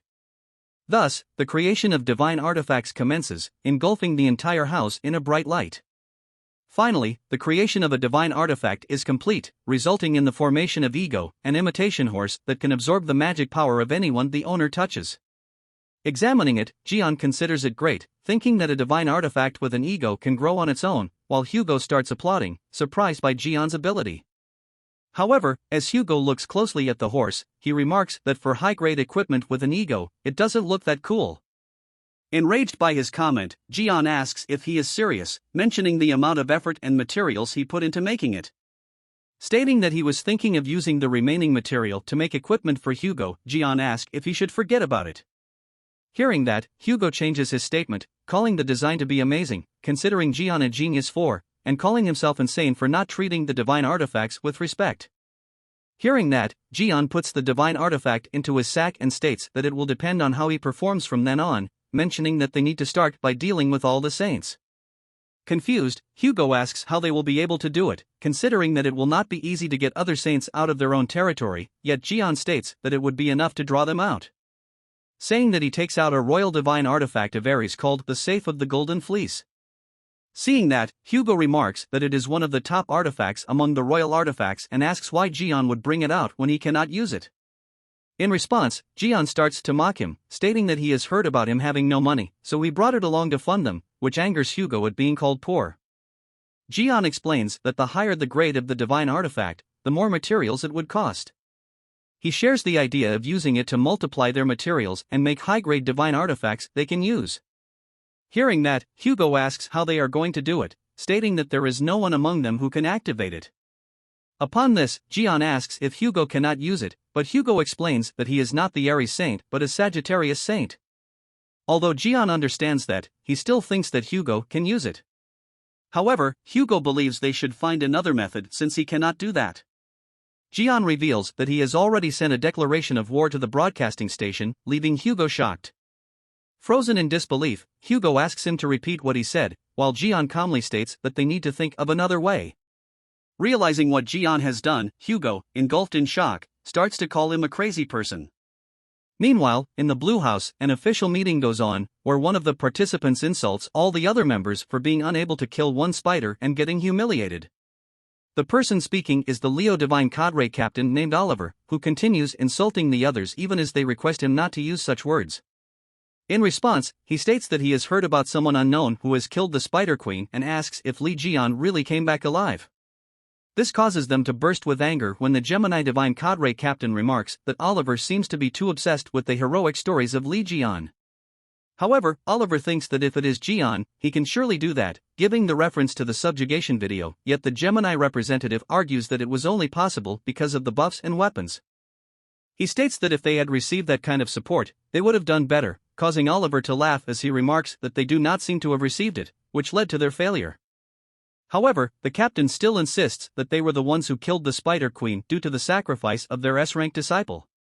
This causes Oliver to mock them, stating that he was not aware of them having such a powerful person on their team and that they will have to look for it in the Spider Queen's stomach. This turns the mood of the meeting extremely serious, and the head of the meeting feels frustrated, wondering how the Blue House ended up becoming a den for such thugs. Just then, a person hastily opens the door and enters the room, telling the president that something significant has occurred and asking him to watch the news. In the news, the broadcaster reveals that their station received a mysterious package a while ago. Inside the package were pictures of Yang Wei, along with a note that read, "I'm back," the handwriting analysis of which confirmed that it was from Li Jian. As Hugo watches the news, he feels shocked and turns angrily to Jian, asking why he would send such a thing. Jian explains that it is simply a declaration of war and a notice for them to prepare for their impending death. However, Hugo states that Jian killing Yang Wei was already a major problem, and he should not have made such an announcement. In response, Jian reveals that Yang Wei is not dead, surprising Hugo, as he continues to explain that although Yang Wei is alive, he is not truly living. Confused, Hugo stares at him when Jian suddenly turns to him, holding a large stuffed bunny, and says that this is Yang Wei, leaving him annoyed. Jian reveals that under his zodiac sign, Ophiuchus, he has acquired several constellation skills, including the Creation Workshop, the Gaze of the Divine, and the 13th Sense. Additionally, he has also gained super regeneration skills, the Body of 100 Poisons, and the Battle Divine Instinct, making him much stronger than ever before. Looking at the stuffed bunny, Hugo feels shocked, wondering if it really is Yang Wei. Meanwhile, a voice similar to that of Yang Wei keeps coming out of the bunny, asking to be let go. Jian reveals that his abilities have gotten pretty good from the experience in battle, allowing him to restrain souls. Surprised, Hugo asks if it is even possible, but Jian changes the topic, considering it to be unimportant at the moment, and hands him a knife, confusing him. Jian reveals that the knife was the one stabbed into his back, putting him into the trap. Surprised, Hugo looks at the knife, thinking that, from its appearance, it does not look like an ordinary weapon. Hugo shares his belief that if Jian was stabbed, then it definitely wasn't Yang Wei. This prompts him to state that he will find and drown that person to death while torturing Yang Wei. Turning to Hugo, Jian tells him that he is going to the Divine Artifact store for a bit, and he asks the reason for that. Jian explains that Yang Wei told him he had seen that engraving somewhere in the store. Afterwards, Jian asks Hugo to lend him some of his clothes, and Hugo tells him to check the closet. After changing his clothes, Jian hands the bunny to Hugo, referring to it as slave number 2, and instructs him to guard the house. Hearing that, Hugo asks if there is a slave number 1 as well, and Jian states that it is him, leaving Hugo feeling enraged. Meanwhile, at the Broken Museum of Aries, a team of investigators from Aquarius arrives and looks at the destroyed surroundings. One of them contacts their leader, telling her that they cannot find the Aries saint there and cannot sense any divine energy either. Hearing that, the Aquarius saint Sophie Marty expresses her confusion about where he went.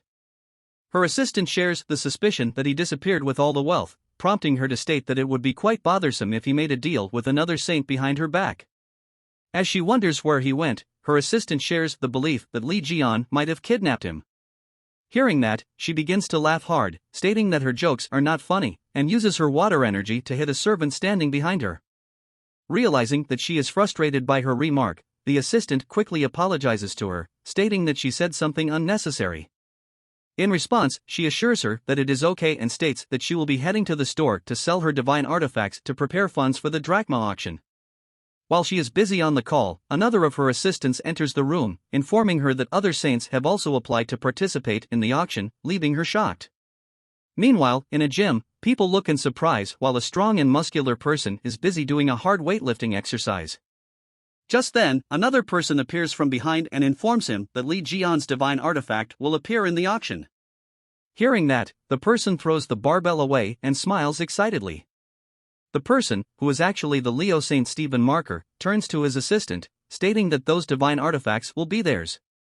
After some time, in front of the divine artifact store, Jian and Sungjae appear through teleportation. Jian remarks that it is quite a convenient method, while Sungjae tells him that despite being an expensive method, it is free for Gemini affiliates. In front of them is a colossal divine artifact store complex. Turning to Sungjae, Jian thanks him, stating that he was looking for an appraiser, and he introduced him to an SS rank 1. In response, Sungjae smiles, stating that it was nothing while thinking about his captain, who was impressed a lot by Jian defeating the Spider Queen and promised to support him fully. Just then, he receives messages from his boss telling him to try and convince Jian to join their cadre, and he takes a sigh. Looking at his expression, Jian asks if his boss is bothering him after that incident and puts his hand on Sungjae's shoulder. Jian then gives the dagger back to Sungjae after converting it into a divine artifact, stating that he used it well against the monsters. Looking at the dagger, Sungjae states that it was rusted before, but Jian tells him that he fixed it and that its effects are a little different, telling him not to be surprised later. Hearing that, Sungjae thanks him while he looks in front of him, asking if it is the place. Looking at the huge building in front of them, Jian inquires if this is the place where the SS rank appraiser is. Meanwhile, within the artifact store, the people stare in surprise, wondering if someone like that can be in such a place. In front of them stands Sophie, the Aquarius saint. Reaching the store manager, Sophie states that she has to sell some divine artifacts to the appraiser before the auction, but the manager tells her that the appraiser is busy with someone else. While feeling deeply angered from within, she smiles, stating that it is alright and she can wait around the area. After that, she begins to wait in front of the building while wondering who is inside it. Meanwhile, inside the building, Jian looks at different artifacts placed on the shelves, feeling amazed at their high prices and ranks.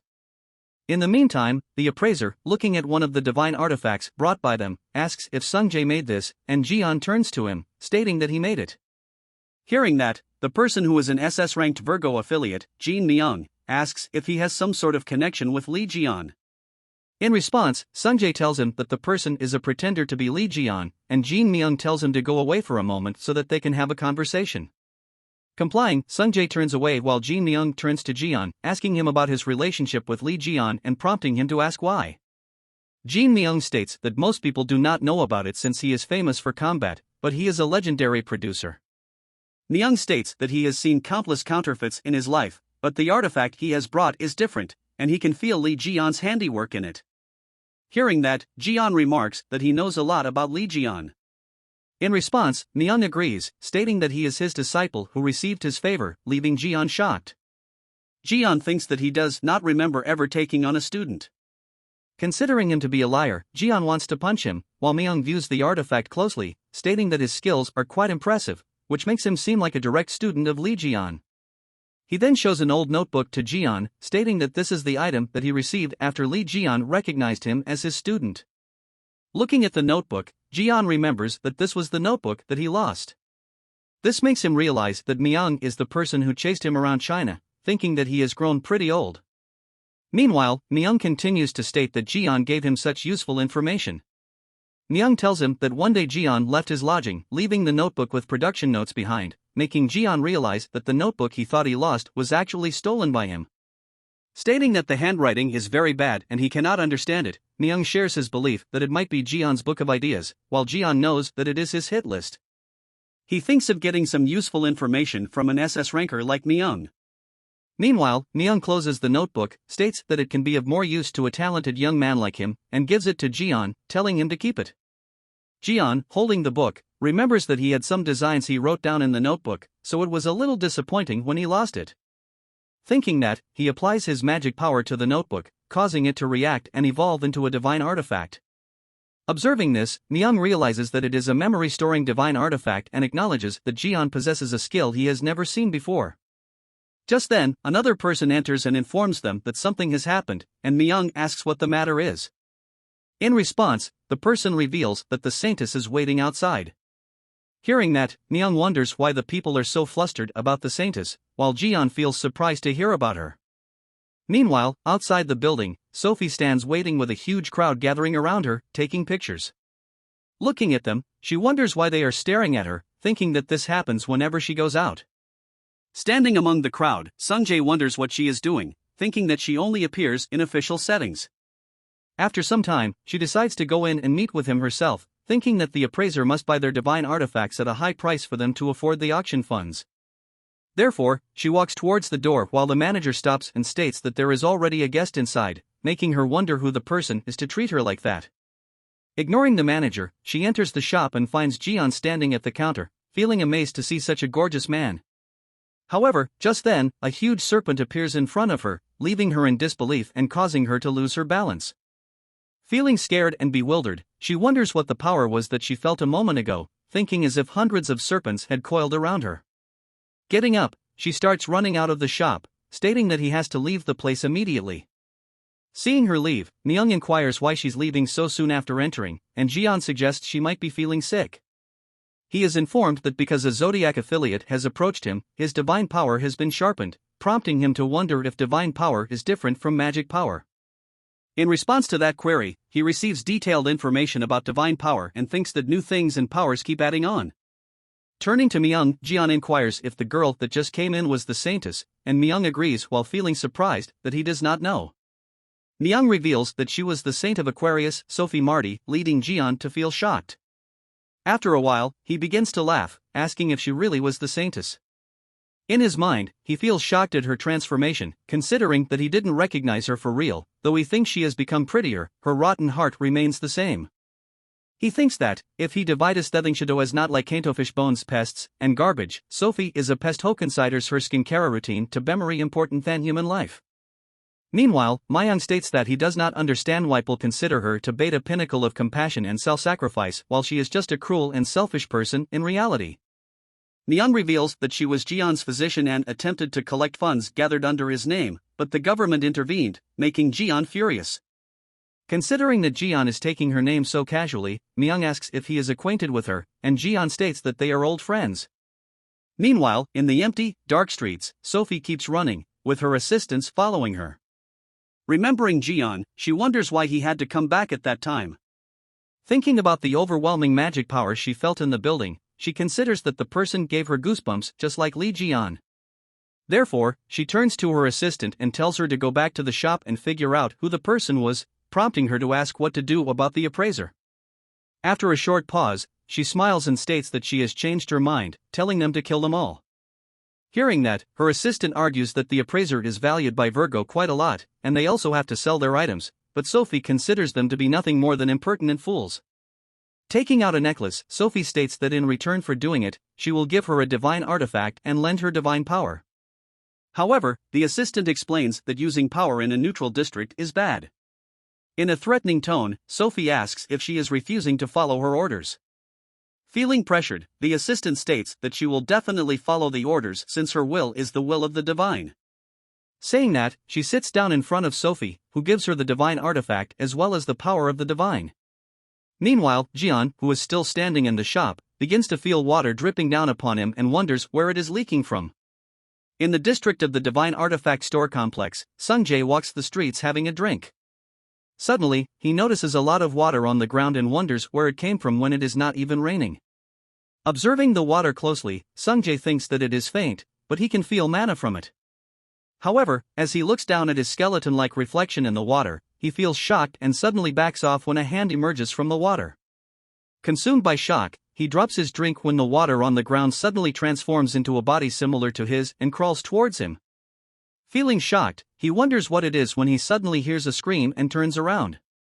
In his surroundings, he sees all the people experiencing the same thing and feels confused about the situation unfolding before his eyes. Standing on the roof of one of the buildings, Sophie smiles and continues to use the power of the mirror of replication. She states that the ones that have been replicated are all A-rank disciples, but if ants attack in large numbers, they can even take down an elephant. Meanwhile, Sungjae calls out to her assistant, asking why a battle skill is being used in a neutral zone and telling her to cancel it. In response, the assistant, holding a divine artifact, states that everything has been done according to the orders of the saint, so he should not complain. Stating that all this is the will of heaven, she activates the divine artifact while Sungjae keeps stopping her from doing so. As a result, a huge ray of light emerges from the district and touches the sky. Following that, the assistant uses countless aqua powers simultaneously to ensnare the people into huge water bubbles that numb their senses. Turning to her army of water-made creatures, she states that she will go and take care of the person at the shop while they capture the appraiser. With that, the creatures transform into liquid water and surround her. Meanwhile, Sungjae, who is trapped in one of the water bubbles, wonders how he got there and tries to use his powers to get out but is unable to do so. He thinks that he needs to get out of the prison before he loses consciousness, but slowly begins to close his eyes, his senses becoming numb. Meanwhile, in the divine artifact shop, a lot of water gathers on the roof, causing Jian to feel confused. Looking at it, Myung wonders if something is happening outside, remarking that a suspicious mana is lingering in the surroundings. Suddenly, the water on the roof begins to gather around Myung, ensnaring him and leaving him shocked. At the same time, Jian feels a knife at his neck, which is followed by the emergence of the assistant, who forbids him from moving. She states that she does not have any ill intentions towards him, but the saintess is displeased because of him. She forbids him from doing anything stupid if he does not want his blood to be spilled unnecessarily. She reveals that she was ordered by the saintess to kill them both, but if they apologize for belittling her and buy their artifacts at a high price, she can save their lives. While Myung is contemplating it, Jian asks if it is normal for people to swing around knives in public spaces these days. Shocked, he looks up, seeing Jian breaking the knife barehandedly and stating that it was not the case in his time, leaving the assistant shocked. Jian then turns to Myung, telling him to have them pay for the damages while Myung is still consumed with shock, considering that he broke the divine artifact of Aquarius barehandedly. Feeling enraged at this act of his, the assistant states that she told him not to move and summoned a gigantic water beast. However, to their surprise, Jian defeats the beast with a single punch. Turning to the assistant, he asks if she has any more of these water beasts, stating that they feel pretty nice to punch. Meanwhile, the assistant stands shocked, thinking about how he destroyed an A-rank replication with a single strike and realizing that the saintess was right about him. Looking at Jian standing calmly on the counter, she thinks that he is dangerous and that she has to destroy him before he can harm Sophie. Therefore, she takes out a divine artifact resembling a necklace given to her by Sophie and tells him to block its power. Stating that it was made of the high-purity mana of the saintess, she summons orange-ranking water wolves that rush at him with a high killing intent. Looking at those, Jian feels excited, thinking that Sophie is giving him a feast after such a long time. Turning to Myung, Jian states that he told him to take anything he liked and holds 2 unique daggers, stating that he is taking those for that time. Saying that, he leaps up and rushes towards the wolves coming in his direction. Reaching near them, he begins to strike them swiftly, remarking that the daggers are amazing. As a result of striking the A-rank summons, his experience points begin to increase, causing him to feel excited. After successfully defeating all of them, he receives a significant increase in his experience points as well as a lot of information about different powers. Meanwhile, the assistant stands still holding the necklace, considering it unbelievable for the summons of the Saintess to be killed so easily. Just then, Jian calls out to her, asking for more. Trembling, she realizes that he is not someone she is a match for, and she might die if she tries to fight against him. Therefore, she starts running out of the shop, stating that he will not get away with this.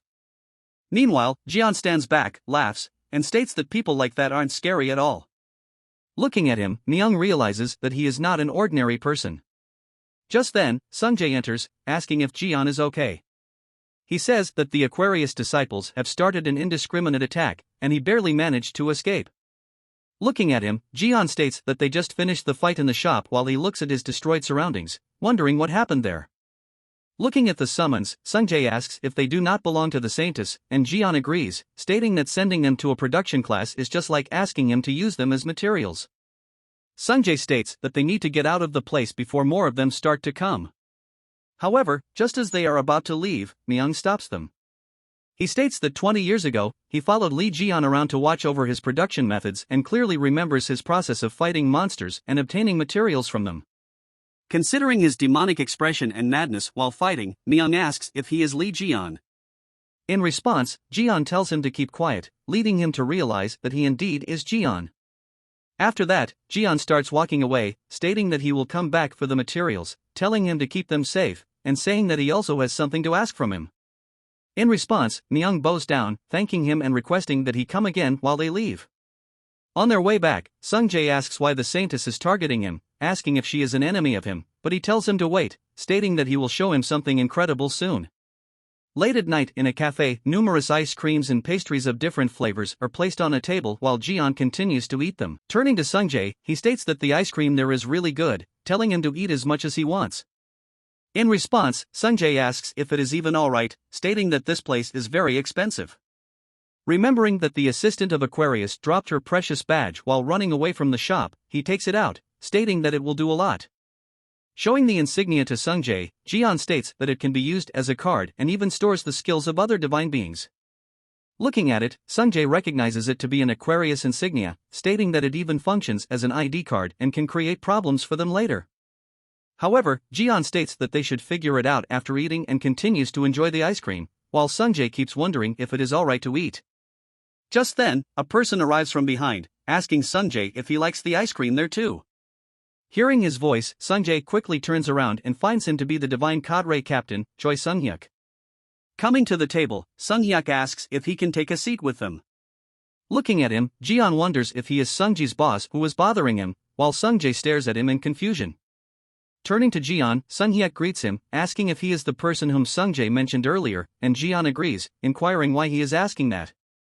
In response, Sunghyuk states that scouting out remarkable talents is also the job of a captain. Hearing that, Jian asks what he is going to bribe him with. Sunghyuk reveals that one of Lee Jian's 8 divine artifacts will be going up for auction soon, asking him to take his time and think about the offer, making him surprised. After a while, he puts down the spoon, wondering if they will be going to auction his belongings, and smiles. Stating that he does not have anything to lose, Jian agrees to go with them and asks if the auction house is nearby. However, Sunghyuk reveals that it is not somewhere near because the divine artifact belongs to Lee Jian and will be auctioned off at an appropriate location. Saying that, Sunghyuk reveals the location to be the greatest auction house in the world, towering 16,000 feet in the sky in the wealthy fortress city of Drachma. Meanwhile, in the great auction house at Drachma, Sophie sits on a chair, trembling with anxiety. Just then, someone holding a drink calls out to her, and she turns around. Beside her sits Steven, who states that if she is just going to shake in a corner, she can go away since she is making the drink taste bad. In response, Sophie makes a bad face, thinking that Steven is never going to learn any manners, but she will have to tolerate him. Considering that Steven is even stronger than Jian, she considers it to be the safest place if she stays beside him. After a while, Steven states that the weapon of Jian that was going to be auctioned is his, forbidding her to even think about selling it. While saying that, he starts to move out, prompting her to ask where he is going, but he replies that it is none of her business and tells her to sit there and wait. As she looks at him, she decides to stay calm, thinking that it is Drachma and, no matter who that person was, there is no way he could come into a place like that. Suddenly, her expression changes as she looks at Hugo passing in the corridor beside her. Considering this to be great timing for a valuable customer to have arrived, she smiles. Meanwhile, Hugo stands in the corridor and looks around, wondering where Jian is. He talks to himself, stating that he thought Jian would be there since there are so many expensive divine artifacts in that place. Just then, Sophie calls out to him from behind, asking if he has been well. Turning around, he recognizes her while she states that it is hard to get hold of him.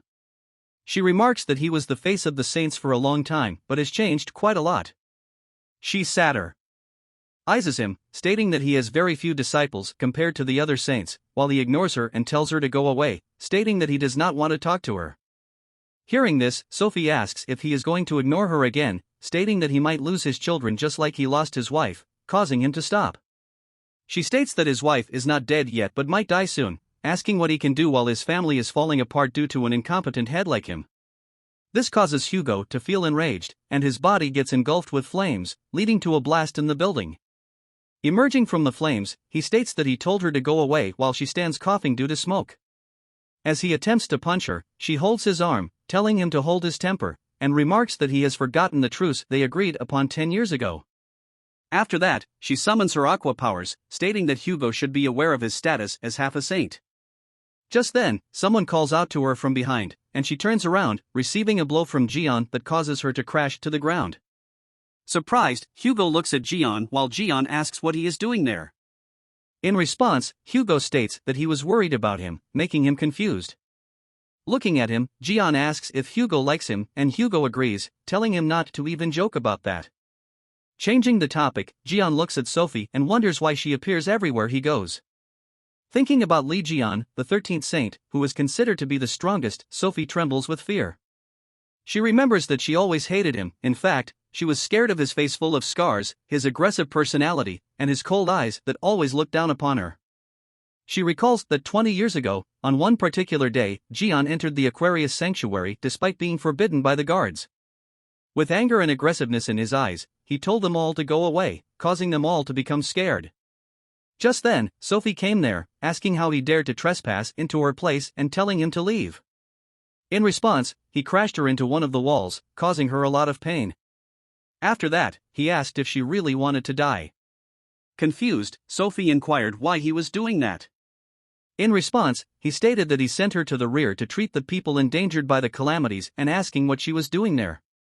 Venting his anger, he stated that their arms and legs looked like they had to be amputated, all because they were injured while protecting her. Dragging her along, Jian stated that she was the one who said she would treat them and told her to hurry up and save them.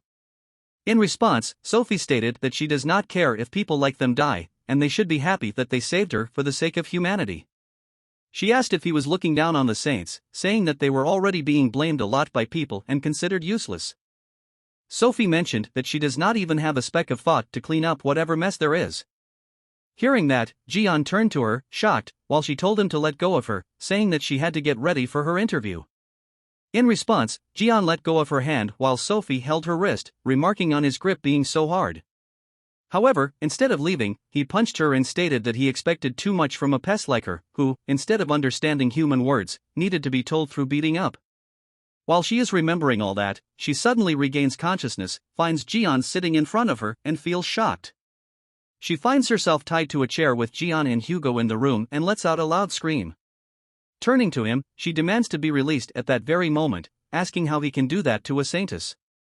Turning to Hugo, Jian remarks that she has not changed at all in the last 20 years, asking how her repertoire is still the same. Hearing that, she states in her head that things are not the same as 20 years ago. She decides to distribute acidic fluid on her hands to melt the rope that is binding her and starts doing that. She thinks that a restraint like this is useless and wishes that she could seek help from Stephen Marker. However, just then, Jian flicks her forehead, causing her immense pain. Looking at her, Jian states that her tricks are obvious from her expression. Suddenly, he feels a pain in his finger and finds that it has started to melt, feeling shocked. Smiling with excitement, Sophie calls him stupid and reveals that she has an acidic protection skill that activates whenever someone strikes her body. She states that this acid will start to melt his entire body, calling it the strongest protection skill of Aquarius. In response, Jian utilizes his recovery skill and heals his finger in an instant, stating that this is his strongest skill. Seeing that Sophie is consumed by shock, wondering what it was, considering it to be something greater than just a recovery skill. Meanwhile, Jian decides to go over everything that happened between them. After that, he starts with her claim to be his doctor, her attempt to attack him, and then the things she said to Hugo, announcing the number of hits she will receive for each of them. Hearing that, she asks him to wait, and he stops for a while and then states that the wait is over and goes ahead to hit her. While he is doing that, Hugo sits aside, enjoying his tea. Looking at them, Hugo realizes that Jian hits everyone equally regardless of their gender but also accepts the fact that they give him a reason to do that. Just then, Hugo notices that the divine status of Jian is increasing with every hit and wonders which divine being's divine status he is increasing. After launching a few hits, Jian stops, realizing that Sophie has fainted from the impact. Just then, he is informed that his divine status has been unlocked, but charging is required, making him confused. Wondering what divine status is, he demands an explanation, and the system explains it to him in detail. This makes him realize that he can gain divine status by hitting people, but he did not gain it when he hit Yang Wei because it was not unlocked at that time. This reveals to him the prospects of getting stronger. Just then, Hugo calls out to him, suggesting he ask Sophie about the dagger. However, Jian states that she cannot be the one to stab him, and he has also found someone to investigate the matter, so it is alright. Just then, Jian puts his hand in his pocket and takes out a mobile, checking the time while Hugo asks where he got the phone from, and Jian reveals that he borrowed it. Turning to Hugo, Jian states that he has to head to the auction house, telling him to deal with the rest and do whatever he wants with Sophie. After saying that, he moves out of the room, telling him that he will contact him when the auction is over. After he leaves, Hugo turns to Sophie and wonders what he should do with her. Just then, he hears someone's footsteps and turns to the door, thinking it is Jian. However, looking ahead of him, he feels surprised, wondering why it had to be him as he looks at Steven standing in front of him. Looking at Sophie tied to the chair and unconscious, Steven turns to Hugo, feeling enraged, and asks what he was doing there. After a small pause, Steven states that it has been a long time since he met Hugo. Saying that, he removes his glasses, revealing his eyes glowing with fierce intent, and smiles, stating that they are not in a state to share friendly greetings. Looking at him, Hugo asks why he is there, and Steven reveals that Aquarius asked him for an alliance.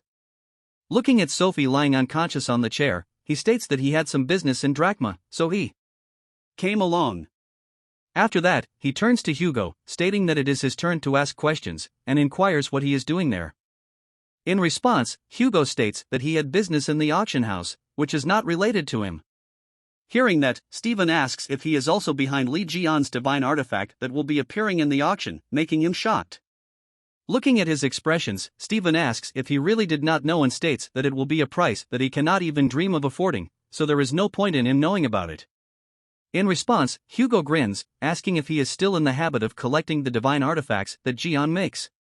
Hugo reminds him that he never recognized Jian's strength and felt inferior to him, but kept collecting the divine artifacts made by him. Smiling, Hugo asks if he thinks doing that can make him stronger like Jian. In response, Steven summons his overwhelming powers, causing the room to be destroyed in an instant. Seeing that, Hugo also summons his powers, thinking that Steven always reacts this way whenever the discussion of Jian is brought up. With fierce intent in his eyes, Steven leaps up and quickly gets hold of Hugo's hand, telling him not to act big. Tightening his grasp, Steven reminds him that there is nothing in front of him, forbids him to discuss Jian, and twists his arm. With extreme anger in his eyes, Steven states that he is now even stronger than Li Jian. Just then, a person enters, informing Steven about a problem. He reveals that the disciples of Gemini are buying all of Li Jian's items, shocking him. Turning to Hugo, he lets go of his hand, stating that he does not have time to waste with him. With that, he begins to move away, stating that the auction holds more importance to him than Sophie, and since they are competitors, he does not need to look out for her to that extent. Turning back, Steven states that he will give him a piece of advice, telling him to tame his personality and stay low if he wants to live. In response, Hugo smiles, stating that he is very thankful for this advice. After Steven leaves, Hugo looks at Sophie, still lying unconscious, and then examines his injured hand. He feels disappointed, thinking that he is of no use. Meanwhile, in the auction house's VIP room, the host of the auction announces that the divine artifact has been bought by Gemini. After that, she announces a short break, after which the second session is supposed to start. During the break, Jian sits in the room, feeling happy and excited about acquiring another divine artifact.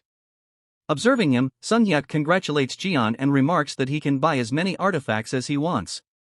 In response, Jian thanks him for bringing him to the VIP room and allowing him to buy whatever he desires. However, Sung-hyuk considers it to be alright since they want to have a talent like Jian, but Sung-jae asks if it's really okay, stating that the divine artifacts seem to add up to billions of won. Sung-hyuk insists that it's fine and asks if Sung-jae can settle the alcohol bill, explaining that he didn't bring his corporate card. Hearing that, Sung-jae thinks he has already borrowed a lot from him, but he cannot say anything since he is his superior and agrees. Just then, Jian intervenes, telling them not to worry about the bill and showing them a black card, stating that he has already paid for everything. Sung-hyuk recognizes it as his own black card and checks his pockets, wondering when Jian took it. Meanwhile, Jian remarks that one should never let their subordinates pay, even if it is by mistake. In response, Sung-hyuk says he was about to give Sung-jae his card and thanks Jian for helping with the payment while feeling shocked and frustrated internally. However, considering Jian to be the person who killed the Spider Queen, Sung-hyuk thinks that if he can make good use of him, whatever was just paid will mean nothing at all. So, he speaks up, stating that since they have had enough drinks, they should get to the actual topic. Sung-hyuk expresses high regard for Jian and believes he has the potential to become an S rank or above. As he talks, Jian feels a mind-dominating fog surrounding him that others cannot see or feel, a magic that builds trust among others. Meanwhile, Sung-hyuk continues, saying that Jian can even become the successor of their saint and one of the 10 stars. He envisions Jian having wealth, honor, and the strong authority of the great magician, Saint Aries. Bringing his hands forward, he tells Jian to hold them so that he can become the disciple of the great Aries. In response, Jian starts to laugh, making them both confused.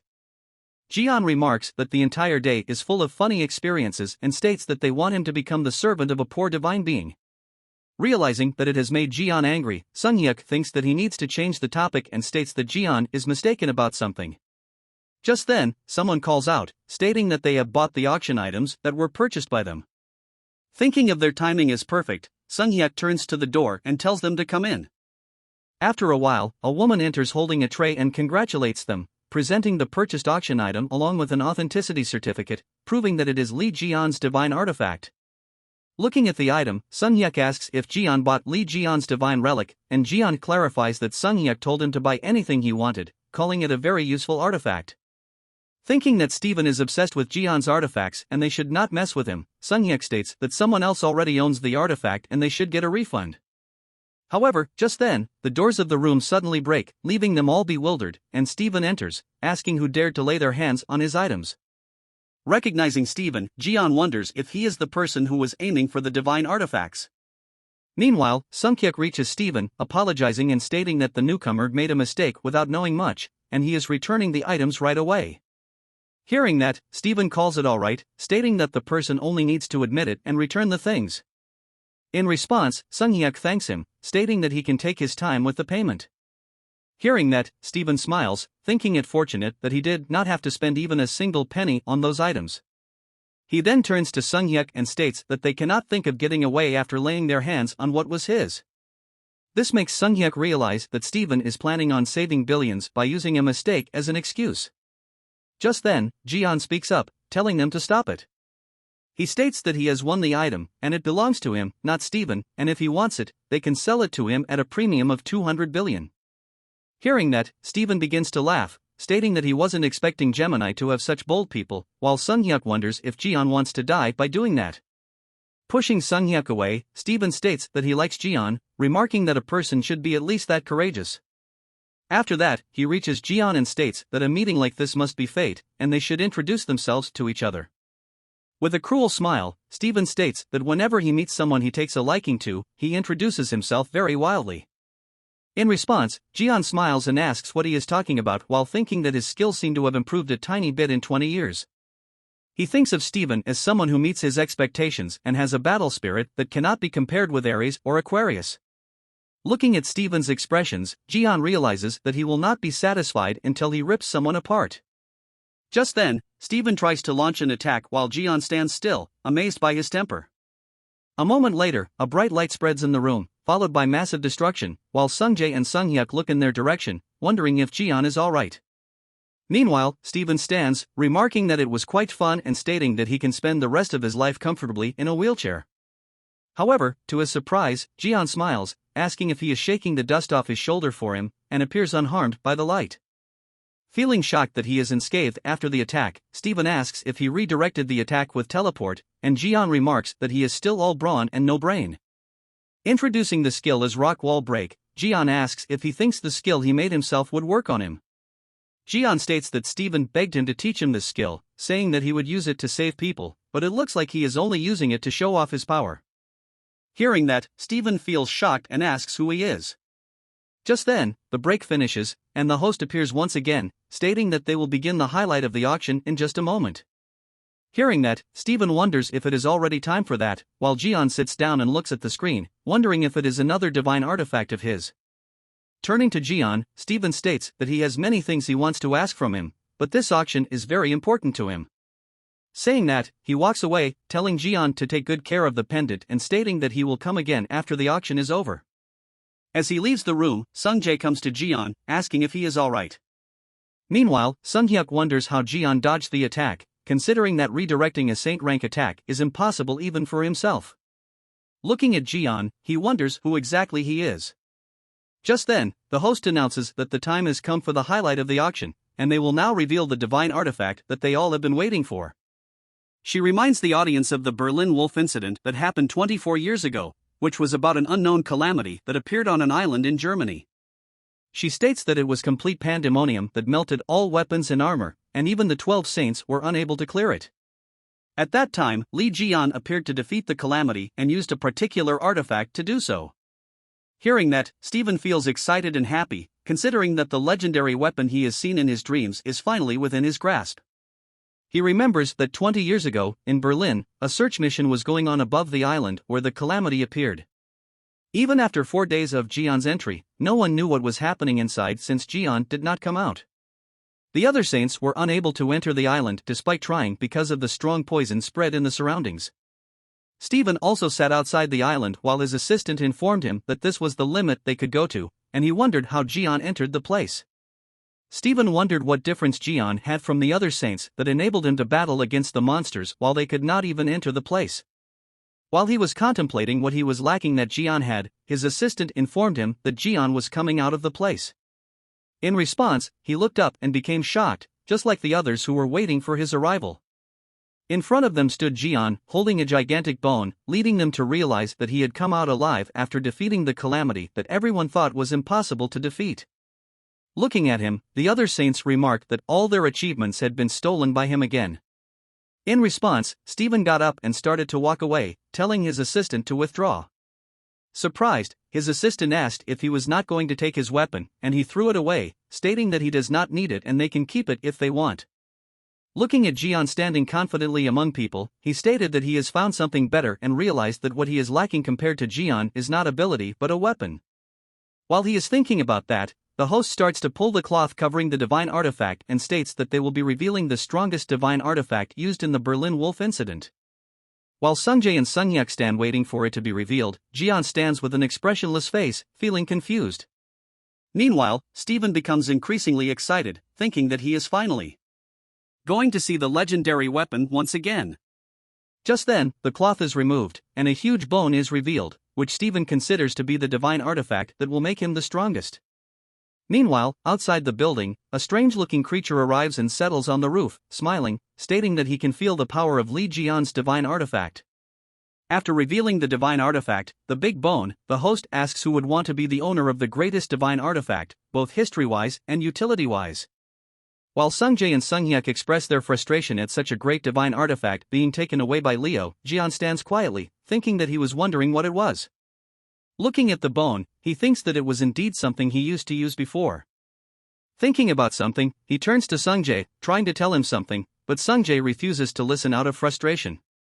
Sunhyuk also reacts the same way and states that he will contact their headquarters and will not let them take such a valuable artifact, while Jian stands behind feeling frustrated. Meanwhile, the host initiates the auction at $1 million, and people begin raising their bids to acquire the item. As they do so, Jian starts receiving notifications about his increasing fame. Observing the event, Jian inquires why people are spending so much money on it, and Sungjae responds in frustration that it is because the item is a legendary weapon made by Jian himself. Sungjae emphasizes that although he might not get it, there is a reason why people do it, causing him to feel frustrated. Sungjae states that every item made by Jian is the best, and the people who have an interest in divine artifacts will do anything they can to get it. Pointing to Steven, Sungjae remarks that he is a severe case. Sungjae reveals that Steven has been collecting Jian's divine artifacts from all over the world, and due to his strength, people avoid challenging him when it comes to Jian's creations. However, he finds it unfortunate that Jian's divine artifacts end up in Steven's collection, and he consoles himself by thinking that the profit goes into Jian's bank account. Upon hearing this, Jian considers it a good way to earn money and begins to enjoy the auction. When the bidding reaches $100 million, Steven speaks up and offers $1 billion, leaving all others shocked. Coming towards the stage, Steven states that he can even buy it for $10 billion if $1 billion is not enough. Hearing that, even the host feels shocked and turns to the other bidders, who all sit in silence, and asks if there is someone else to propose a higher bid. Hearing that, Sungjae asks Sunhyuk to do something, but he stands silent while Jian looks into the screen with interest. After a brief wait, the host decides to sell the item to Steven for $1 billion and announces it. Hearing that, the workers of the building who are passing by discuss among themselves that it is an amount that people like them can never even dream of and hope for a twist in the situation. Suddenly, they notice a fearsome monster outside the building, warning them to take back their words. Meanwhile, inside the hall, Steven is congratulated as the new owner of the item and is presented with the bone. As Steven holds the bone in his hands, with people appreciating him for the gesture, the wall of the hall suddenly begins to crack. Looking there, Steven wonders what is happening when the wall breaks and a monstrous creature enters, causing all the people to panic. Looking at the stage, the monster announces that it has finally found Li Jian's divine artifact. It then opens its mouth and rushes towards the stage, where Steven stands holding the glass box with the bone inside. As soon as the monster reaches Steven, it collides with him, causing the glass box to shatter and starting to wreak havoc. Soon after, massive blasts begin to erupt from the great auction hall, shaking the entire floating island. After some time, the smoke begins to dissipate, and Steven emerges from within, laughing hard. He states that this is the first time that he has been thankful for a calamity since it has allowed him to test the power of the divine artifact. However, the magic tower in the teleport zone starts falling apart, shocking both Steven and Sungjae. Suddenly, another massive blast erupts and destroys the tower, causing the rubble to fall upon the floating island. Realizing that the floating island might fall if the rubble continues, one of the people urges all the disciples to join forces and prevent disaster, to which they all agree. With that, all the disciples began to unleash their mana, directing it towards the falling debris to destroy it in the air. However, they soon realize that their efforts are futile, as the debris is too massive for them to obliterate. Just then, a power called the Fury of Apollo is unleashed, reducing all the pieces of debris to ashes in a single moment. Shocked by this incredible display of power, they all turn their gazes skyward to find the Sagittarius saint, Hugo, hovering above them. Grateful for being saved, they all turn to him and thank him. Just then another formidable monster emerges, resembling a skeleton. As the monster looks up at Hugo, he is shocked to realize there is yet another one behind him. Just then, blood starts to drip down the monster's mouth and transform into huge tentacles that begin to ensnare people. Enraged by the situation, Hugo prepares to act, but before he can do anything, he notices that the monster Steven had defeated earlier has returned and is about to attack him. Left with no defense, Hugo feels shocked and helpless. As the monster launches its attack on Hugo, Jian intervenes, delivering a powerful kick that causes the monster immense agony. Meanwhile, Hugo begins to fall, and Jian calls out to him, instructing him to regain balance as the monster crashes to the ground. Once safely on the ground, Hugo expresses his gratitude to Jian for saving him, though Jian questions why Hugo is still so inexperienced in combat. Angry at Hugo for putting himself in danger, Jian asks why he is weaker than a production type like himself, stating that he feels so uneasy, while Hugo sits on the ground quietly. After a while, a verbal confrontation ensues between them, with Hugo defending that he did his best while Jian criticizes him, stating he was about to be killed by the calamity. Suddenly, they hear a loud scream and turn to see Steven approaching, angry at them for disrupting his divine artifact experience. Meanwhile, on the other side, the giant skeleton-like monster appears, roaring loudly. Turning to it, Jian realizes they have another monster to defeat. However, before they can make a move, Steven leaps up, ordering them not to interfere with his weapon's performance. Perplexed by Steven's behavior, Jian wonders why he has gone crazy again, and Hugo is left shocked. Meanwhile, Steven insists they step aside and comes down determined to defeat the monsters with his newly acquired weapon. Activating his royal skill, Steven ensnares all the people and one of the monsters within his shield, leaving only one monster outside to deal with. After that, he comes down and asks the rest of the people to wait inside the indestructible lightning storm for a moment. Facing the remaining monster, Steven declares that the stage is now set and says that the last time he used the big bone, he infused his own magical powers into it. However, this time he states that he wants to see what the big bone can do alone. The other disciples also stand behind him, encouraging and supporting him and acknowledging that he is the one who has surpassed Li Jian. Approaching the monster, Steven proclaims that it is time for it to pay the price for going berserk. With that, he lifts the bone into the air and strikes the monster's head with all his might. However, to his disappointment, the bone has no impact on the monster, leaving all the disciples surprised. Confused, Steven examines the bone closely, trying to understand why it doesn't work, while the monster remains fixated on him. Undeterred, Steven leaps into the air again and launches countless strikes on the monster's body, determined to find a way to defeat it. However, instead of harming the monster, the hits only enrage it. As a result, the monster lets out a loud roar and hits Steven with its claw, causing him to crash to the ground. Lying on the ground, Steven considers it strange, thinking that his attack really landed on the monster and wondering why the weapon is not working against it. Meanwhile, standing inside the shield of powerful lightning, Jian asks if they can get out, but Hugo states that since it is a royal skill, it would not be easy to do so. Hearing that, Jian feels enraged, vowing to make Steven pay for it after they get out, while Hugo feels annoyed at him for using a royal skill on them. Just then, Jian turns to Hugo, stating that they should take care of the monster inside the shield first. Looking at the people in front of the monster who are not turned into zombies, Jian asks if they are also calamities. However, Hugo tells him that they are the people whose minds were dominated by the calamity's ability. He says that the calamity might be thinking of using them as hostages so that they cannot attack it easily. Looking at the people coming towards them, Jian states that they will have to go head-on for this, prompting Hugo to ask if he has something in mind. However, Jian states that he does not have any plans and begins to walk forward, leaving Hugo shocked. While he is walking ahead, Hugo calls out to him, telling him to look forward, and he does so, finding a person leaping up to attack him. However, as soon as the person reaches him, Jian holds him by his head and begins to forcefully remove the blood ensnaring his body, leaving Hugo and the monster shocked. After he does this, the blood turns to its original liquid form, and the person loses consciousness. Turning to Hugo, Jian states that the person is now fine and that it is very easy for them to do it. Surprised, Hugo asks how he did that, and he replies that he did it with strength. Hearing that, Hugo lowers his head, stating that he will not be able to do it in that case. Hearing that, Jian states that he will take care of them all and has no expectations from a weak person like Hugo. Hearing that, Hugo smiles, stating that while Jian runs in, he will be covering him, and summons his ignition powers to back Jian up. Thus, with Hugo backing him up, Jian smiles and begins to move ahead, determined to defeat the deadly monster. While Hugo stands behind holding a bow made of fire, Jian walks ahead, wanting to finish the battle in an instant. Meanwhile, the monster and the hostages look at him with a worried expression. Just then, he leaps up into the air, wielding his powers, and lands in the middle of the hostages, removing the blood from their bodies with his powers.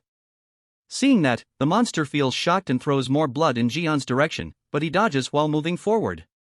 Evading all the tentacles of blood, Jian keeps moving forward when he suddenly looks back and wonders if the attacks were directed at the people he just saved.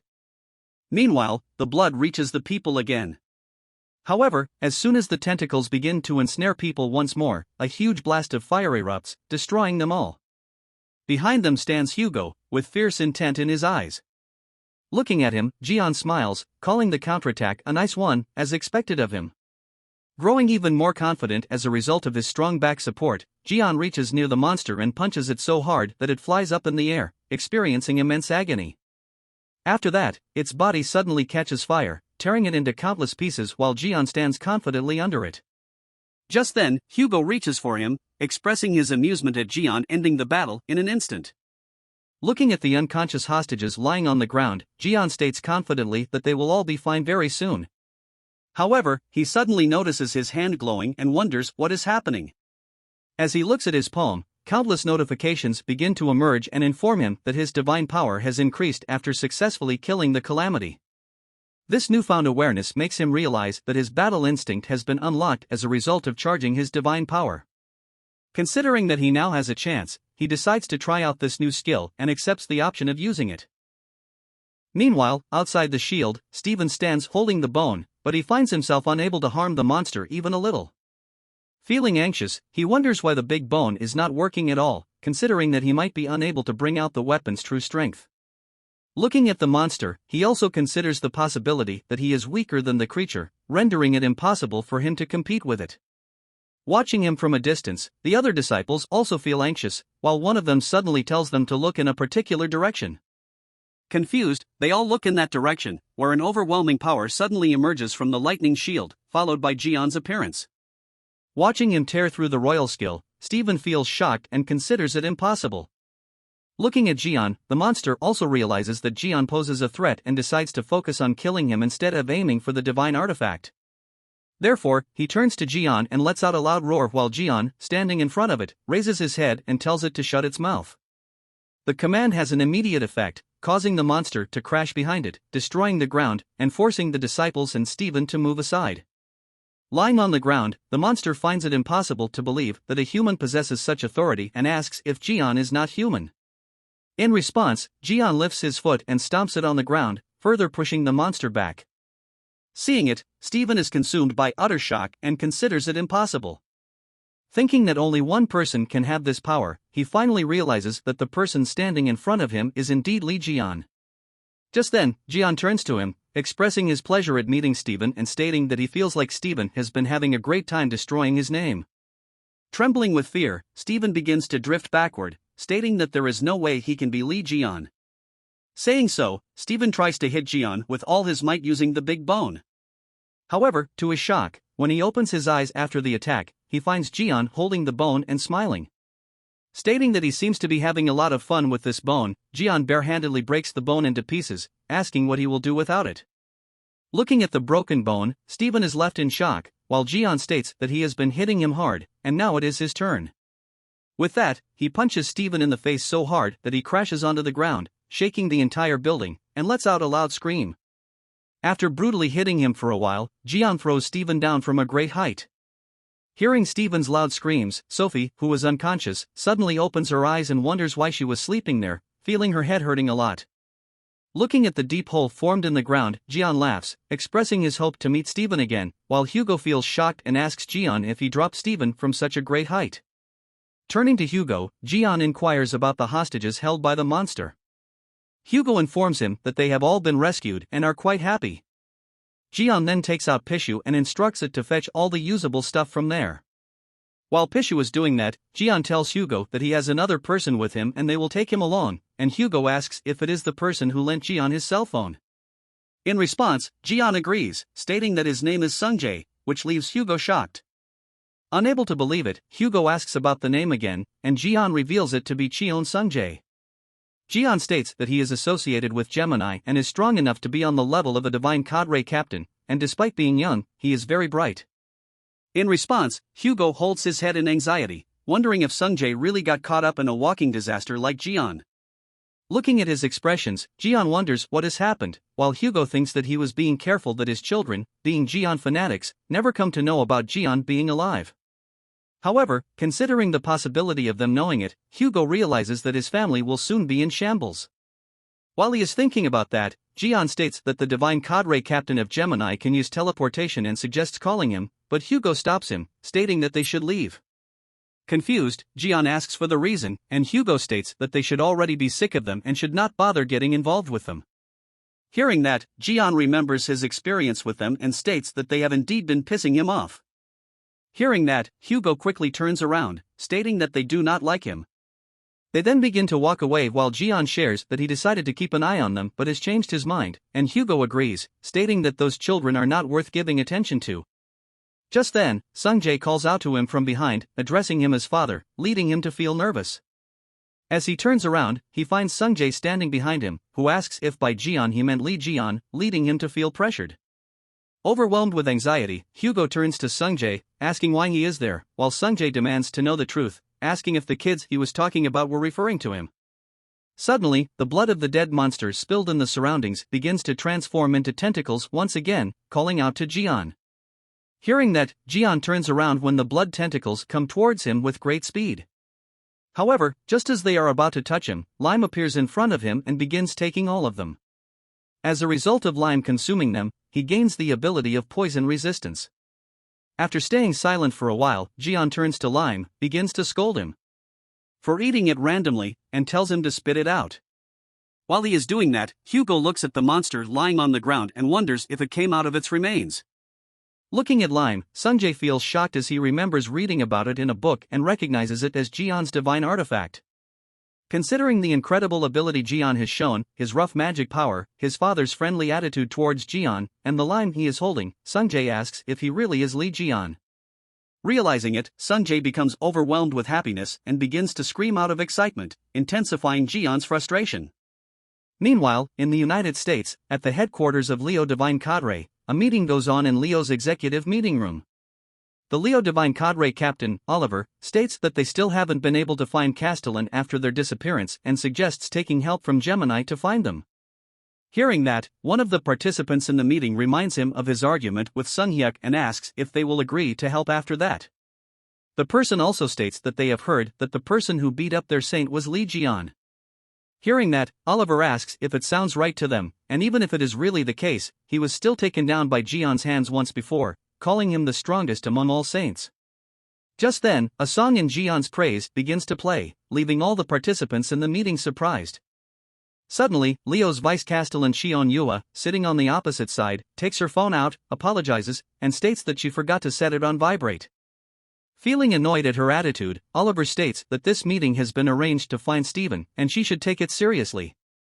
In response, Yuha asks why they even need to look for him, leaving them all shocked. Browsing through her phone, she states that he has a tough body, so he will surely survive somehow, and they do not need to look for him. Hearing that, Oliver states that, as the vice castellan and one of the 10 stars, she should be taking action herself. Just then, she receives messages from her brother, telling her that they have a new uncle at their house and asking her to hurry up and reach home. Reading the messages, she wonders who that person will be and gets up from her chair, stating that she will be heading home and telling them to do their best. Stating that, she leaves the meeting room, causing Oliver to feel increasingly frustrated at her attitude. Meanwhile, at the Aquarius Sanctuary in Safi's residence, countless reporters gather, demanding to know the answers to their questions regarding Lee Jian. Dealing with them, her team members tell them to go away for that day, stating that she needs to rest. They state that they will give them the answers to all of their questions through an official announcement soon and request that they go back. Looking at them from a window, Sophie feels enraged at Jian and starts biting her nails, wondering how much trouble he is going to cause. She remembers facing countless people after getting out of the auction house. While walking out, her pendant suddenly began to glow and displayed a message from Lee Jian, stating that he is alive and telling her to reveal the truth about what happened 20 years ago. Remembering that, she wonders what to do, considering that she will be in danger in both ways if she reveals the truth or conceals it. Realizing the trick that Jian has played against her, she feels increasingly frustrated and begins to scream loudly. Meanwhile, Jian sits in the house wondering what to cook for the meal while Hugo watches the news about Sophie refusing to give any statements to the media. Hearing that, he takes a deep breath and remarks that it is not good. The next morning, in Hugo's house, Hugo and Jian practice shooting arrows at the target. Holding a unique bow, Hugo looks at the target while Jian asks if he likes the new weapon, and he agrees, stating that they are the best and incomparable. With that, Jian begins to shoot arrows at Hugo's target, prompting him to ask if he really has to do it like that. Covering his eyes with a piece of cloth, Jian states that shooting arrows is fun. Feeling angry, Hugo states that Jian is taking away his targets on purpose, while Jian laughs, stating that making fun of Hugo is so much fun. Just then, Jian turns around to see Sungjae holding a tray with a drink and a towel for him, and he thanks him. Seeing that, Hugo becomes jealous and walks towards Sungjae, asking him to bring some water for his father. In response, Sungjae rudely states that it is in the fridge and he can go and get it if he wants, causing Jian to laugh. While Sungjae is mocking his father's appearance, Jian thinks that his abilities seem to have improved quite a lot and decides to check them. Just as he opens the status window, he is informed that a sanctuary of a serpent has been formed for him, but because of the low level, the space has been confined. While reading details about it, Jian is informed that Pishu can now be moved into the sanctuary, and he can also strengthen the power of the sanctuary. While he is thinking about it, Sungjae says that Jian was talking about leaving, and since he also has to leave, he suggests leaving together, prompting him to ask if it is time already. Hearing about an appointment, Hugo feels surprised, while Jian informs him that he has to meet a lot of people that day. After a while, in a restaurant, Sunghyuk sits at a table with a huge tray of fried chicken placed before him and asks if he is interested in joining Gemini. In response, Jian, who is sitting on the other side of the table and busy eating chicken, remarks that he never gets tired of it. Sunghyuk states that gathering talent is a very important thing he must do despite being busy. In a threatening tone, Sunghyuk states that he must not be planning to buy items worth millions at the auction using Gemini's money and simply walk away. In response, Jian stays silent for a moment and then begins to wipe his face, making Sunghyuk think that he was really considering such a plan. Meanwhile, Jian thinks that, although he initially found it annoying, joining Gemini might be a good opportunity. After dealing with Yang Wei, Sophie, and Steven, he decides that his next target would be the Gemini Saintess. Therefore, he agrees to join Gemini, and Sunghyuk moves towards deciding a date for baptism, but Jian states that he has a condition to join.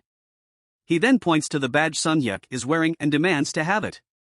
Hearing that, Sunghyuk's subordinates become angry and state that the Saintess gave the badge to the captain herself, making it impertinent for him to ask for it. After a small pause, Sunghyuk asks if Jian wants the badge to make use of the benefits that come with being part of Gemini's divine cadre. In response, Jian states that he needs something tangible that can prove whatever he claims to be correct and considers that he can at least invest that much in talent. In response, Sunghyuk asks for some time to think it over, surprising his subordinate. Jian tells him to hurry up, stating that he has another appointment after that and turns to his phone to inform Sungjae that he might be a bit late. In response, Sungjae tells him to take his time and informs him that his sister will be a little late too. Sungjae, who is sitting in an ice cream parlor, hopes Jian will like the ice cream there. He wonders how surprised his sister will be to hear about Jian and thinks that he will be able to see her shocked face for the first time. Taking out the dagger, Sungjae decides to get Jian's autograph on it when he comes. Just then, someone snatches it from him, asking why he is playing around with a dangerous thing like that. The person standing in front of him takes the dagger away and states that he will be confiscating it. He is an A-rank disciple of Gemini named Yun Shiwu. Feeling enraged at him, Sungjae gets up and demands to have the dagger back, while Shiwu remarks on the tone that he is using to talk to his superior. Looking at him, Sungjae feels enraged, thinking that just because he is a little older, he always treats him like that, and he wishes that he would be able to crush his head. Considering that Shiwu is the son of the Libra saint, Sungjae understands that he cannot do whatever he wants with him. Therefore, he simply asks Shiwu to return the dagger, stating that he is not aware of what the item is.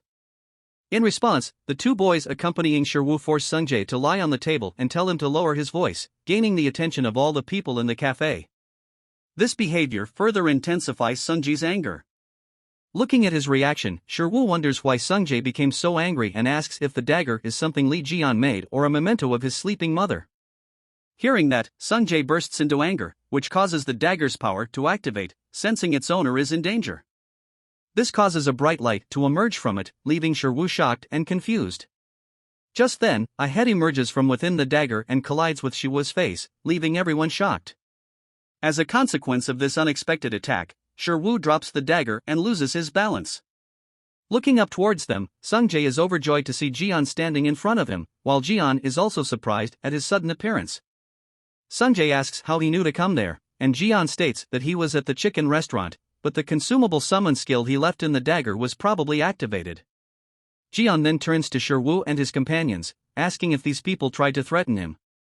Turning to the two standing behind him, Jian asks how they dared to do that to his nephew, causing them to feel scared.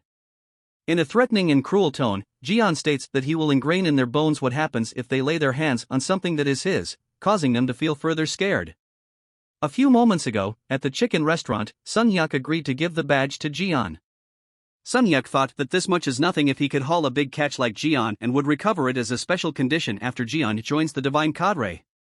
Therefore, he handed the badge to Jian, asking him to avoid using it carelessly, and told his subordinate to take out the contract for him to sign immediately. However, just then, Jian was summoned at the ice cream parlor and disappeared from the table, leaving them bewildered. Following this, they received a hefty bill for the chicken that Jian consumed, intensifying their shock. After a while in the ice cream parlor, Shuwa's two companions lie unconscious on the ground while Jian is busy punching Shiwu in the face. To threaten him, Shiwu states that he is an A-rank Gemini disciple and the son of a company chairman. However, this does not have any impact on Jian, and he keeps hitting Shiwu regardless of the consequences. Shiwu then states that he is the son of a Libra saint, but Jian still does not stop, prompting him to ask Jian to listen to what he is saying. After getting badly beaten, Shiwu crashes to the ground while Jian tells him to get up, stating that he is just getting started, causing him to wonder why his defense magic is not working. Enraged at such treatment, Shiwu clenches his fists and states that Jian should not get so confident just because of something like that. With that, he summons a gigantic Polaris' bull that stands facing Jian. Looking at Shiwu using magic in a public area, the people at the cafe start to run away to save themselves from the impact. Meanwhile, Shiwu laughs, stating that this is a punishment for Jian for acting so arrogant. However, to his surprise, Jian stands still, stating that he thought Shiwu had an amazing skill up his sleeve, but he would not be able to even light up a briquette with these flames. Saying that, he uses his skill to suppress the magic and acquire all the data about the Polaris' bull. Seeing that, Shiwu feels shocked and asks if Jian was a magician. In response, Jian states that he is a blacksmith. After acquiring the skill data, the system asks him if he would want to use the data as a skill, and he states that it is now his turn to show how to really use fire. Stating that, he converts the data into a skill and summons a Polaris' bull behind him. Following his command, the bull directs a strong beam of fire towards Shiwu, causing him to experience immense agony. As a result of being hit by a powerful beam, Shiwu goes flying backward and crashes into a wall. Going near him, Jian threatens to burn him for real if he touches Sungjae again. Turning to Sungjae, Jian states that if he meets people like them again, he should just call him, assuring him that he always has his uncle's back, making him feel happy. While they are talking, Sungjae's sister, Yuha, suddenly enters and calls out to him. Observing the ruined cafe, she is taken aback and asks what caused the destruction. Stating that it is not important, Sungjae tells her to look at Jian. He praises Jian as a hero who has triumphed over numerous calamities and saved humanity countless times, introducing him as the protagonist of the movie they watched repeatedly. As they gaze at Jian, memories of his past appearance flood their minds, and Sungjae reveals that he is, in fact, Lee Jian. This revelation shocks and startles her, prompting her to pinch herself to ensure she's not dreaming. She considers it impossible for him to be Lee Jian, stating that he is way too handsome. She remembers that 20 years ago he was covered with scars and states that after being in the Demon Tower for 20 years, she expected him to be in an even worse state. However, after a while, she states that his appearance is not important and smiles, expressing her happiness to see him alive and well. Just then, Sungjae playfully intervenes, teasing her not to get too excited, causing her to feel embarrassed. Jian turns to her and warmly greets her, and she reciprocates, thanking him for helping her brother. Jian reassures her not to be nervous, stating that if she is Hugo's daughter, then she is his niece. Realizing that Jian is in a good mood, she asks him for a favor, apologizing for making a request right away, and Jian asks what it is, expecting it to be a request for an autograph. After a small pause, she is about to voice her request when a gigantic calamity suddenly emerges from the cafe's floor. This shocks Jian, causing him to wonder if it was her request all along. Looking at it, Yuha quickly turns towards it, holding a spear in her hand. Watching her, Jian calls out to her with concern, but she tells him to wait, stating that she will make a proper proposal after killing the calamity. The very next moment, she starts to run towards the monster with a fierce intent in her eyes, while Jian and Sungjae keep standing still, gazing at her from behind. After some time, the news of the calamity's emergence of the calamity is spread throughout the city, and people are informed to quickly evacuate to the shelters. Soon after, the sky fills with dragon-like creatures, and gigantic leeches emerge from the ground, wreaking havoc in their wake. In the midst of this, Yuha stands firm, spear in hand, ready to take action. With swift and precise movements, she begins to slay the monsters one by one, her determination fueled by the desire to finish the battle quickly and propose to Jian. Deciding to take out all the monsters in one go, she gathers all her strength and swings her spear in a powerful circular motion. After that, she stomps her foot on the ground with full force and thrusts her spear upward, warning the creatures not to interfere with her proposal. Soon after, the spear strikes one of the dragons, triggering a chain reaction that leads to a massive explosion, wiping out all the monsters in one go. As she stands safely away from the destruction, Jian arrives, reassured by her exceptional combat skills, even surpassing Hugo's. Just then, she turns towards him, addressing him as uncle, when suddenly another gigantic calamity appears behind her, which she fails to notice. However, before the calamity can attack, Jian rushes forward and saves her and Sungjae from the attack. Just then, a strange creature appears above the monster's head and addresses Jian, impressed by his ability to dodge its attack. The creature expresses interest in taking Jian as its pet, while the monster continues to emit hot lava from its mouth. The creature asks why they are playing with fire, while Jian states that it is a good chance since he needed a blast furnace to create more divine artifacts. With a cruel smile, Jian states that he will be taking it in as gas burner number 1, while the creature also smiles, considering it fun to train such a human. Looking at those creatures, Yuha and Sungjae realize that they are from the fantasy race. Yuha states that she has to stop them, but Jian intervenes, asking why she is looking so serious and if she is thinking about fighting alone again.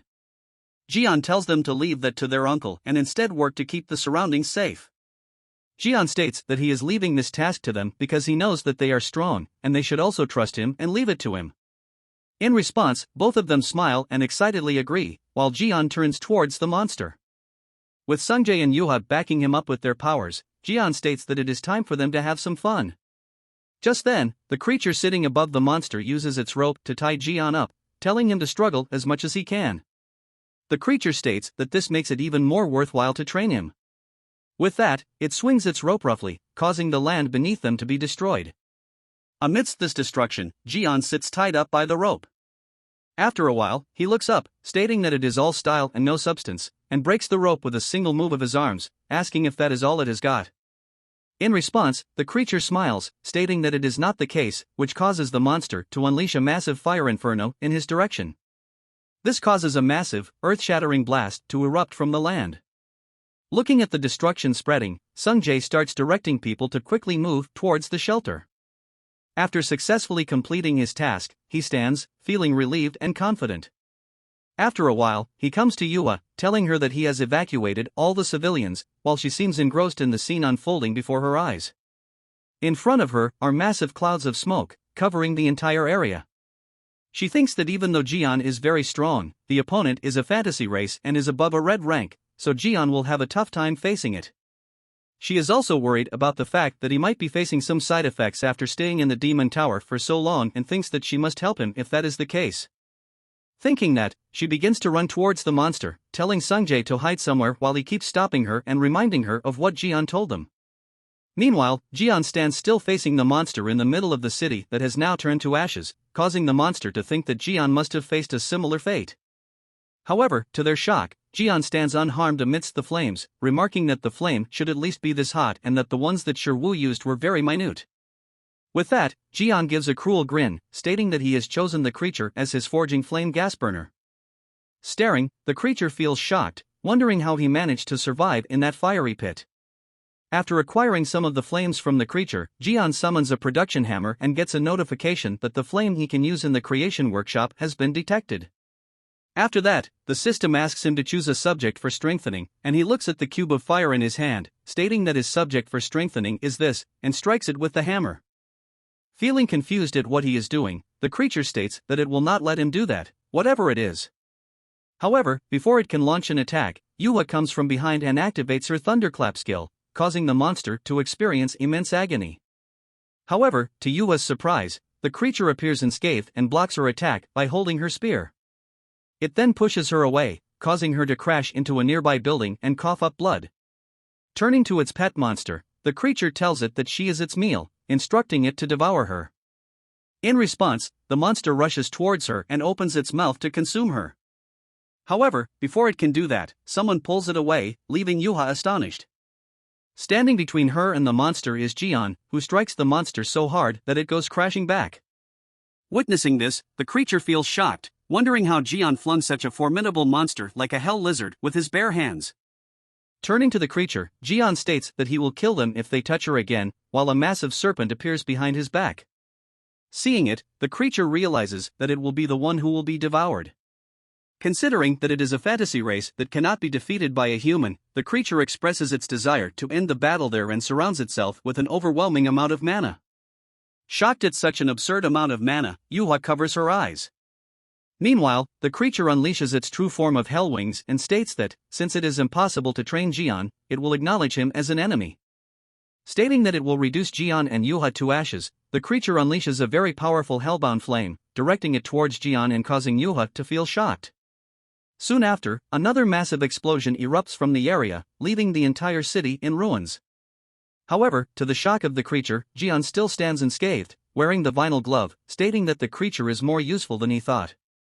Looking at him, the creature considers it impossible for him to block the attack with a mere vinyl glove. In response, Jian smiles, stating that it will pay the price for lighting the city on fire by being the fire in his smithy for the rest of its life. Don't forget to subscribe and like the video. Thanks for watching, the Baka Senpai.